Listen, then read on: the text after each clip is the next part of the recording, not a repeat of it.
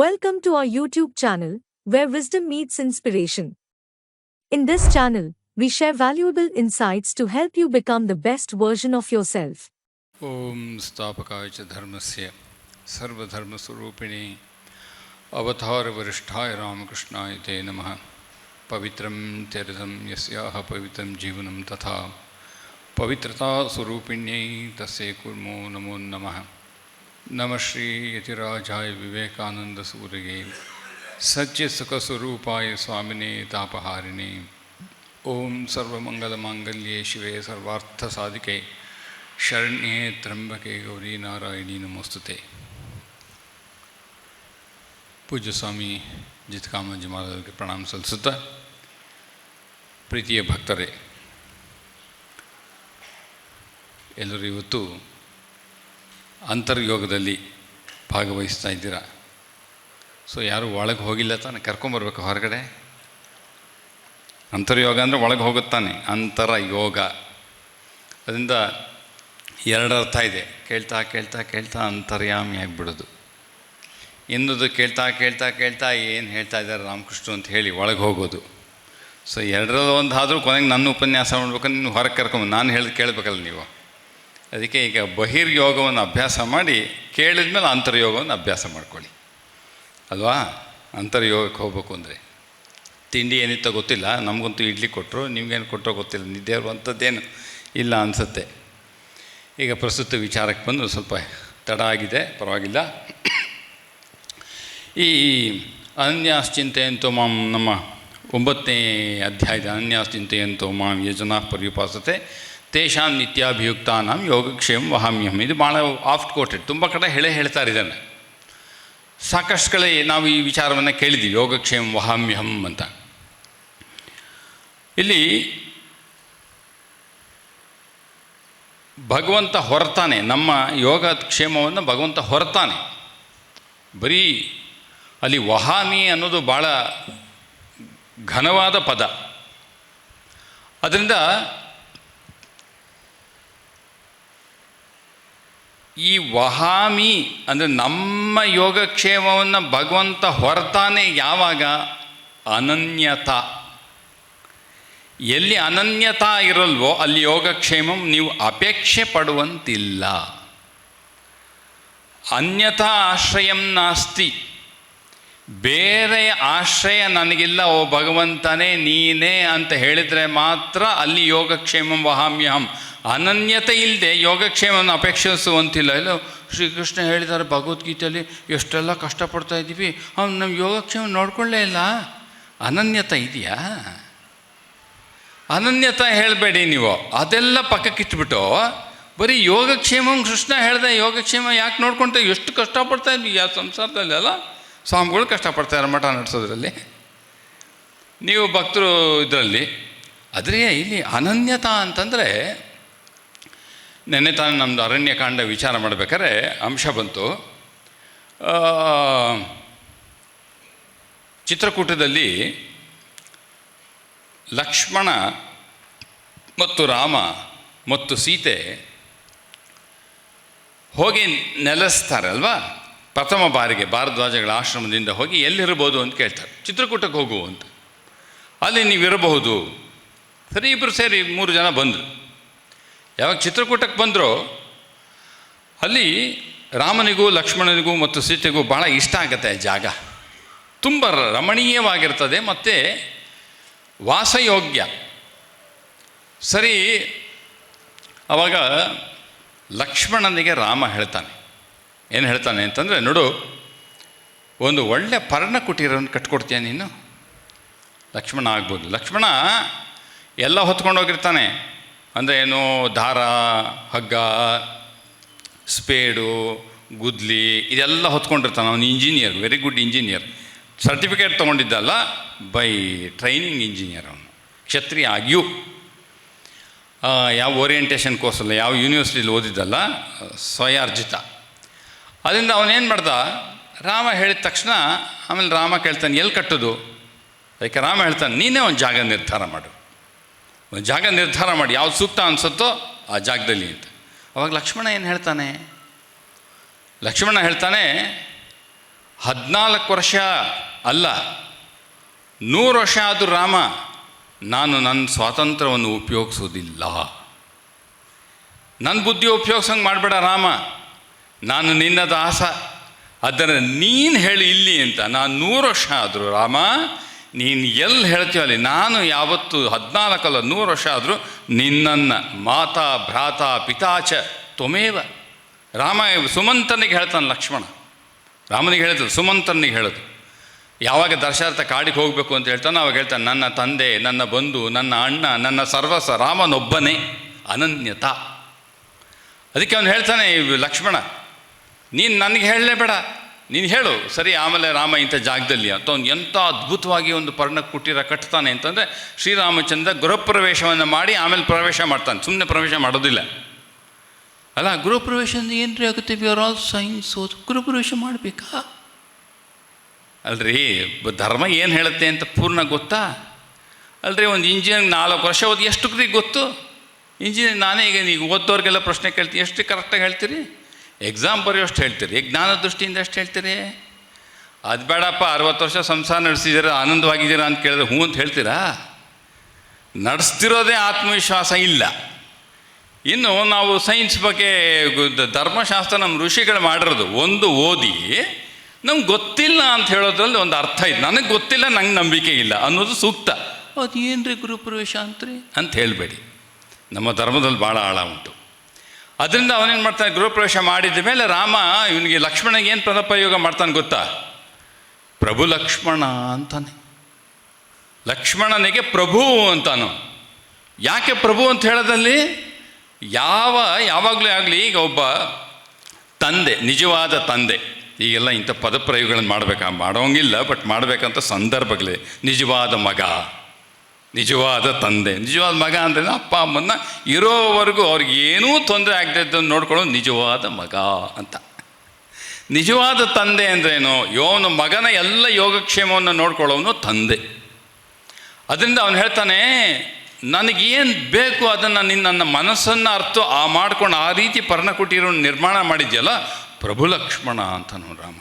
ಬರೀ ಲಕ್ಷ್ಮಣ ಅಂತ ಹೇಳೋದಿಲ್ಲ, ಅದು ಅನನ್ಯತಾ, ಒಬ್ರಿಗೊಬ್ರಿಗೆ.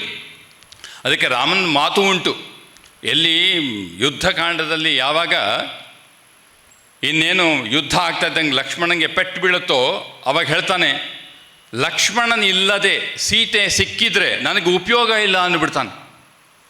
ಲಕ್ಷ್ಮಣನ ಇಲ್ಲದೆ ಸೀತೆ ಸಿಕ್ಕಿದ್ರೆ ನನಗೆ ಅಂಥ ಸೀತೆ ಬೇಕಿಲ್ಲ, ಅವಳು ಹುಡ್ಕೊಂಡೇ ಸಮುದ್ರ ಲಂಘನ ಮಾಡಿ ಸುಗ್ರೀವನ್ ಕರ್ಕೊಂಡು ವಾಲಿ ವಧೆ ಮಾಡು, ಅವನಿಗೆ ಕೆಟ್ಟ ಹೆಸರು ತೊಗೊಂಡು ವಾಲಿ ವಧೆ ಮಾಡಿ ಹಿಂದಿಂದ ಹೊಡೆದಂತೆ ಅಂತೆಲ್ಲ ನಾವೆಲ್ಲ ಕತೆ ಕೇಳ್ತೀವಲ್ಲ, ಅಂತೆಲ್ಲ ಅಪಕೀರ್ತಿಯನ್ನು ಪಡ್ಕೊಂಡು ಅವನು ವಿಭೀಷಣ ಶರಣಾಗತಿ ಒಪ್ಪಿ ಸಮುದ್ರ ಲಂಘನೆ ಮಾಡಿ ಅಲ್ಲಿ ಹೋದ ಮೇಲೆ ಏನು ಹೇಳ್ತಾನೆ, ಲಕ್ಷ್ಮಣನಿಲ್ಲದ ಸೀತೆ ನನಗೆ ಬೇಕಿಲ್ಲ. ಲಕ್ಷ್ಮಣನೇನಾದ್ರು ಸತ್ತೋದ ಅಂತಂದರೆ ಎಲ್ಲ ಕಪಿಸೇನೆ ಎದುರುಗಡೆ ನಿಂತಿರ್ತಾರೆ. ರಾಮ ಹೇಳ್ತಾನೆ, ಲಕ್ಷ್ಮಣ ಏನಾದ್ರು ಸತ್ತೋದ್ರೆ ನಾನು ಕೂಡ ಸಾಯ್ತೇನೆ ಹೇಳ್ತಾನೆ. ಯಾಕೆ? ಲಕ್ಷ್ಮಣನಿಗೆ ರಾಮನಲ್ಲಿ ಅನನ್ಯತಾ. ಎಲ್ಲಿ ಅನನ್ಯತಾ ಇಲ್ವೋ, ಅನ್ಯತಾ ಶರಣಂ ನಾಸ್ತಿ ತ್ವಮೇವ ಶರಣಂ ಮಮ, ಎಲ್ಲಿ ಅನನ್ಯತಾ ಇರೋದಿಲ್ವೋ ಅಲ್ಲಿ ಯೋಗಕ್ಷೇಮವನ್ನು ಭಗವಂತ ಹೇಳಿಲ್ಲ. ಯಾವ ಯೋಗಕ್ಷೇಮವನ್ನು ಹೇಳಿದ್ದಾನೆ? ಯೋಗಕ್ಷೇಮ ವಹಾಮ್ಯಂ ಅನನ್ಯತಾ ನಿತ್ಯಯುಕ್ತಾನಾಂ. ಅದರಿಂದ ಇಲ್ಲಿ ಬಹಳ ಮುಖ್ಯ, ಈ ಅಂಶ ಬಹಳ ಮುಖ್ಯ. ಇನ್ನೂ ಒಂದಷ್ಟು ಘಟನೆ ಹೇಳ್ತೇನೆ ನಮ್ಮ ಸಮಯಕ್ಕೆ ತಕ್ಕಂತೆ. ಇದಕ್ಕೆ ನಿಮ್ಗೆ ಗೊತ್ತಿರೋ ಹಾಗೆ ನಮ್ಮ ಯಾವುದು ಹೇಳಿ, ಭಾಳ ಫೇಮಸ್ ಸ್ಟೋರಿ ಯಾವುದು ಹೇಳ್ತಾರೆ ಹೇಳಿ, ಯೋಗಕ್ಷೇಮ ಎಲ್ಲರೂ ಹೇಳುವಂಥ ಉದಾಹರಣೆ ಯಾವುದು ಹೇಳಿ, ಬೇಗ ಹೇಳಿಬಿಡ್ತೇನೆ. ನಮ್ಮ ಜಗನ್ನಾಥ ಮಿಶ್ರ ಹೆಸರು ಕೇಳಿರ್ಬೋದೇನೋ ಗೊತ್ತಿಲ್ಲ ನನಗೆ. ಜಗನ್ನಾಥ ಮಿಶ್ರು ಭಗವದ್ಗೀತೆ ಮೇಲೆ ವ್ಯಾಖ್ಯಾನವನ್ನು ಮಾಡಿದ್ದಾರೆ. ಅವರು ಪುರಿ ಕ್ಷೇತ್ರದಲ್ಲಿ ವಾಸ ಮಾಡಿದವರು. ಅವರು ಬಹಳ ದೊಡ್ಡ ಪಂಡಿತರು, ಸಾಧಕರು ಕೂಡ. ಅವರು ಈ ಭಗವದ್ಗೀತೆ ಶ್ಲೋಕವನ್ನು ಯೋಗಕ್ಷೇಮ ವಹಂ ಅನ್ಯಶ್ಚಿಂತೆಯಂತಮಂ ಯೋಗಕ್ಷೇಮ ವಹಾಮ್ಯಹಂ ಅಂತ ಇದು ಓದ್ತಾ ಇದ್ರಲ್ಲ, ಅವ್ರಿಗೊಂದು ಡೌಟ್ ಬಂತಂತೆ ಜಗನ್ನಾಥ ಮಿಶ್ರಿಗೆ. ಏನು ಡೌಟ್ ಬಂತು? ವಹಾಮ್ಯಹಂ ಅಂತ ಯಾಕೆ ಹೇಳಿದ್ದಾರೆ ಅಂದರೆ ಹೊರ್ತೇನೆ ಅಂತ. ಭಗವಂತ ಹೇಳಿ ನಿನ್ನ ಯೋಗಕ್ಷೇಮ ನಾನು ಹೊರ್ತೇನೆ ಅಂತ ಹೇಳಿರೋದು. ವಹಾಮಿ ಅಂದರೆ ಹೊರ್ತೇನೆ ಅಂತ ಹೇಳಿ ಕ್ಯಾರಿ. ಅದಕ್ಕೆ ಭಗವಂತ ನಮ್ಮ ಯೋಗ ಯಾಕೆ ಹೊತ್ಕೋಬೇಕು? ಹನುಮಂತ ಹೊತ್ತ ಸರಿ, ಅದನ್ನು ಭಗವಂತ ಹೊರ್ತಾನ ಅಲ್ಲ. ಅದಕ್ಕೆ ಅವ್ರೇನು ಮಾಡಿದ್ರು, ಆ ವಹಾಮ್ಯಹಮನ್ನು ಹೊಡೆದಾಕ್ಬಿಡ್ತಾರೆ ಅವ್ರ ಕಾಪಿನಲ್ಲಿ, ಕಾಟ್ ಮಾಡಿಬಿಟ್ಟು ದದಾಮ್ಯಹಂ ಅಂತ ಹಾಕ್ತಾರೆ. ಕೊಡುತ್ತೇನೆ, ನಿನ್ನ ಯೋಗಕ್ಷೇಮ ನಾನು ಕೊಡ್ತೇನೆ, ನಾನು ಹೊರೋದಿಲ್ಲ, ಕೊಡ್ತೇನೆ. ಬಹುಶಃ ಮಿಸ್ಟೇಕ್ ಕೃಷ್ಣ ಹೇಳೋದನ್ನು ನಾವು ಸರಿಗೆ ತಿಳ್ಕೊಂಡಿಲ್ಲ ಅನಿಸುತ್ತೆ. ಬರ್ಕೊಳ್ಳೋರು ನಮ್ಮದು ಶ್ರುತಿ ಅಲ್ಲ, ನಮ್ಮದು ವೇದ ಪಾಠ ಯಾವಾಗಲೂ ಶ್ರುತಿ. ಈಗ ಪ್ರಿಂಟ್ ಬಂದಿದೆ, ಆವಾಗ ವರ್ಷದಿಂದ ಪ್ರಿಂಟ್ ಅಲ್ಲಿ ಎಲ್ಲ ಶ್ರವಣ. ಅದಕ್ಕೆ ನಮಗೆ ಪಾಠ 2 ಸಲ ಹೇಳುವಂಥದ್ದು. ಯಾಕೆ ಹೇಳಿ ಹೇಳಿ ಪಾಠ ಮಾಡಬೇಕಾದ್ದು. ಮುಂಚೆ ಎಲ್ಲ ಪಾಠದ ಕ್ರಮ ಹೇಗಿತ್ತು ಗೊತ್ತಾ? ನಮ್ಮ ವೇದಾಂತದಲ್ಲಿ ಪಾಠದ ಕ್ರಮ ಹೇಗೆ ಗೊತ್ತಾ? 3-4 ಗಂಟೆ ತರಗತಿ ಆಗುತ್ತೆ. ತರಗತಿ ಆದಮೇಲೆ ಬರ್ಕೊಳ್ಳೋ ಹಾಗಿಲ್ಲ, ಕೇಳಿಸ್ಕೋಬೇಕು. ತರಗತಿ ಆದಮೇಲೆ 6ನೇ ದಿವಸ ನೀವು ಆಮೇಲೆ ಮಿಕ್ಕಿದ್ದು ಆಮೇಲೆ ಸಂಜೆ ಸಮಯ ಏನು ಮಾಡಬೇಕು? ಮನನ ಮಾಡಬೇಕು. 6ನೇ ದಿವಸ ಮೊದಲನೇ ಕೆಲಸ ಏನು? ನಿನ್ನೆ 3-4 ಗಂಟೆ ಪಾಠ ಮಾಡಿದ್ದನ್ನು ಪ್ರತಿಯೊಂದು ಚಾಚು ಚಪ್ಪದೇ ಹೇಳಬೇಕು. ಈಗ ಏನು ಮೊಬೈಲ್ನಂತ, ಈಗ ಮೊಬೈಲ್ ಇಲ್ಲ, ಮೊಬೈಲ್ ಫೋನ್ ಅಂತೆ, ಟ್ಯಾಬ್ ಅಂತೆ, ಟ್ಯಾಪ್ ಅಂತೆ, ಆ್ಯಪ್ ಅಂತೆ, ಈ ಆ್ಯಪ್ ಅಂತೆ ಎಲ್ಲ ಅಲ್ಲೇ ಇರ್ತಾವೆ. ಇಲ್ಲಿ ಖಾಲಿ ಇಟ್ಟಿರ್ತಾನೆ. ಅದ ಮುಂಚೆ ನಾನು ಕಾಲೇಜ್ಗೆ ಹೋಗ್ತಿದ್ದಾಗ ನಾನು ಎಲ್ಲ ಫೋನ್ ನಂಬರ್ ಮನಸ್ಸಲ್ಲೇ ಇಟ್ಕೊತಿದ್ದೆ. ಯಾಕಂದ್ರೆ ಎಲ್ಲ ಏನೋ ಬಂತು, ಎಲ್ಲಿ ಹೇಳೋದು, ನಮ್ಗೆ ಎಷ್ಟೋ ನಂಬರ್ ತಲೆಯಲ್ಲಿ ಇರ್ತಿತ್ತು. ಈಗ ಈ ಮೊಬೈಲ್ ಬಂದಮೇಲೆ ನಾವು ಬರ್ತಾ ಹೋಗ್ಬಿಟ್ಟಿದ್ದೆ, ಎಲ್ಲ ಅಲ್ಲಿರ್ತದೆ. ಅದು ಆಫ್ ಆಯಿತು ಅಂದರೆ ನಾವು ಆಫು. ಅದಕ್ಕೆ ಆ ಥರ ಇಲ್ಲ ವೇದಾಂತ ಪಾಠ. ನೆನ್ನೆ ಹೇಳಿದ್ದೆಲ್ಲ ಕೇಳಿಸ್ಕೊಂಡು ಇವತ್ತು ಪೂರ್ತಿ ಪಾಠ ಒಪ್ಪಿಸಿದ್ರೆ ಮುಂದಿನ ಪಾಠ. ತಪೋನ್ ಮಹಾರಾಜ ಉತ್ತರ ಕಾಶಿನಲ್ಲಿ ಇವತ್ತು ಪಾಠ ಒಪ್ಪಿಸ್ಲಿಲ್ಲ ಅಂದರೆ ಅವತ್ತೇ ನಿನ್ನ last class, no class further. ಈಗ ಒಂದು ಮಕ್ಳಿಗೆ ಹಂಗೆ ಹೇಳೋಕ್ಕಾಗತ್ತಾ? ಗುದ್ದಾಡ್ಬಿಡ್ತಾರೆ. ಅದರಿಂದ ಇದೆಲ್ಲ ಸೇರ್ಕೊಂಡಿದೆ. ಯಾವುದಕ್ಕೆ ಹೇಳ್ತಾ ಇದ್ದೀನಿ? ಜಗನ್ನಾಥ ಮಿಶ್ರರ ಅವರ ಒಂದು ಇದಕ್ಕೆ ಅವರೇನು ಮಾಡಿದ್ರು? ಭಾರವನ್ನು ಹೊರತೇನೆ ವಹಾಮ್ಯಹಂ ಅಲ್ಲ, ಹೊಡೆದಾಕ್ಬಿಟ್ಟು ದದಾಮ್ಯಹಂ ಅಂತ ಬರೆದು ಕೊಡುತ್ತೇನೆ. ಭಗವಂತ ನನಗೆ ಯೋಗಕ್ಷೇಮವನ್ನು ಕೊಡ್ತಾನೆ, ಹೊರೋದಿಲ್ಲ. ಸರಿ, ಅವರು ಕೂತ್ಕೊಂಡು ಮನೆಯಲ್ಲಿ ಆಗಿನ ಕಾಲದ ಒಳ್ಳೆ ಸಚ್ಚಾರಿತ್ರವಂತರು ಅವ್ರು ಏನು ಮಾಡಬೇಕು? ವಿದ್ಯೆಯಿಂದ ಹಣ ಗಳಿಸುವಂತಿಲ್ಲ, ಅದು ನಮ್ಮ ಕ್ರಮ ಇತ್ತು. ಅಫ್ಕೋರ್ಸ್ ಈ ಸಮಾಜದಲ್ಲಿ ಬದಲಾಗ್ತಿರುತ್ತೆ ಅಂತ ಇಟ್ಕೊಳ್ಳಿ. ಅದರದ್ದು ಒಂದು ಸಾಕಷ್ಟು ಬೇರೆ ಬೇರೆ ಥರ ಕಥೆಗಳೆಲ್ಲ ಇದೆ. ವಿದ್ಯೆ ಹೇಳೋದ್ರಿಂದ ಫೀಸ್ ತೊಗೊಳ್ಳೋ ಹಂಗಿಲ್ಲ, ಹಾಗಾಗೆ ಮಾಡ್ಕೊ. ಅವರಾಗೆ ದಾನ ಕೊಟ್ಟರೆ ಸರಿ. ಅವತ್ತು ಅವ್ರಿಗೇನು ಬಂದಿರಲಿಲ್ಲ ಅಂತ ಮನೆಯಲ್ಲಿ ಅಕ್ಕಿ ಇಲ್ಲ, ಬೆಳೆ ಇಲ್ಲ, ಎಲ್ಲ ಖಾಲಿ ಆಗೋಗ್ಬಿಟ್ಟು ಅಡುಗೆ ಮಾಡ್ಲಿಕ್ಕೆ ಆಗ್ತಾಯಿಲ್ಲ ಅವಳು ಹೆಂಡತಿಗೆ. ಇವನು ಪಾಠಶಾಲೆಯಲ್ಲ ನೋಡ್ಕೊಂಡು ಮಾಡ್ತಾಯಿದ್ದಾನೆ. ಸರಿ, ಏನಾಯಿತು? ಇಲ್ಲ, ಯಜಮಾನ್ರು ಏನು ತರ್ತಾರ ಇವತ್ತು ಅಂತ ಕಾಯ್ತಾ ಇದ್ದಾಳೆ ಅವಳು. ಏನು ಬಂದು ಅಡುಗೆ ಮಾಡಬೇಕು ಅಂತ ಇನ್ನು ಬರಬೇಕಲ್ಲ, ಪಾಠಶಾಲೆಯಿಂದ ತಂದಾರು ಅಂತ. ಯಾರು ಬರಲಿಲ್ಲ. ಕೊನೆಗೊಮ್ಮೆ ಸಣ್ಣ ಬಾಲಕ ಅವ್ನು ಬಂದ, ಒಂದಷ್ಟು ಬುಟ್ಟಿ ಏನೋ ಹೊತ್ಕೊಂಬಂದಿದ್ದ, ಒಂಚೂರು ಅಕ್ಕಿ, ಬೇಳೆ, ಒಂಚೂರು ತರಕಾರಿ ಎಲ್ಲ ಇತ್ತು. ಅಮ್ಮ, ನಿಮ್ಮ ಯಜಮಾನರು ನಿಮ್ಮ ಮನೆಗೆ ತಲುಪಿಸ್ಬಿಡಿ ಅಂತ ಹೇಳಿದ್ರೆ ತೊಗೊಳಮ್ಮ ಅಂತಂದ. ನೋಡ್ದ ಎಲ್ಲ ಇತ್ತು. ಸರಿ, ಅವನ ಮುಖ ನೋಡ್ತಾನೆ, ಭಾಳ ಸುಂದರವಾದ ಬಾಲಕ, ನೋಡ್ಲಿಕ್ಕೆ ಭಾಳ ಸುಂದರವಾಗಿದ್ದಾನೆ. ಮೇಲೆ ತಲೆ ಮೇಲೆ ಒಂದು ಪೆಟ್ಟು ಬಿದ್ದು ರಕ್ತ ಬರ್ತಾಯಿದೆ. ಇಂದು ಒಂದು ಒಂದು ಗೀಟ್ ಬಿದ್ದಿದೆ, ರಕ್ತದ ಒಂದು ಕಲೆ ಉದ್ದಕ್ಕಿದೆ. ಅದಕ್ಕೆ ಇಷ್ಟು ಸುಂದರವಾದ ಬಾಲಕಂಗೆ ಯಾರು ಹೊಡೆದಿದ್ದು ಅಂತ. ನಿಮ್ಮ ಯಜಮಾನ್ರೇ? ನಮ್ಮ ಯಜಮಾನ್ರ? ಅವಳು ಚಿಂತೆ ಮಾಡೋತ್ತಿಗೆ ಅವ್ನು ಹೊಟ್ಟೋಗ್ಬಿಟ್ಟ, ಎಲ್ಲ ಕಾಣಲೇ ಇಲ್ಲ, ಅವ್ನು ಹುಡುಗ ಹೊಟ್ಟೋಗ್ಬಿಟ್ಟ, ಮಿಸ್ಸಿಂಗ್. ಕಾಯ್ತಾ ಇದ್ದಲ್ಲ, ಅಡುಗೆ ಮಾಡಲಿಲ್ಲ. ಯಜಮಾನ್ರು ಫಸ್ಟ್ ಕ್ಲಾಸ್ ತೊಗೋಬೇಕು, ಆಮೇಲೆ ಅಡುಗೆ. ಅಂಥ ಸುಂದರವಾದ ಚಿಕ್ಕ ಬಾಲಕಕ್ಕೆ ನಮ್ಮ ಯಜಮಾನರು ಹೊಡೆದು ರಕ್ತ ಬಂದುಬಿಟ್ಟಿದೆಯಲ್ಲ.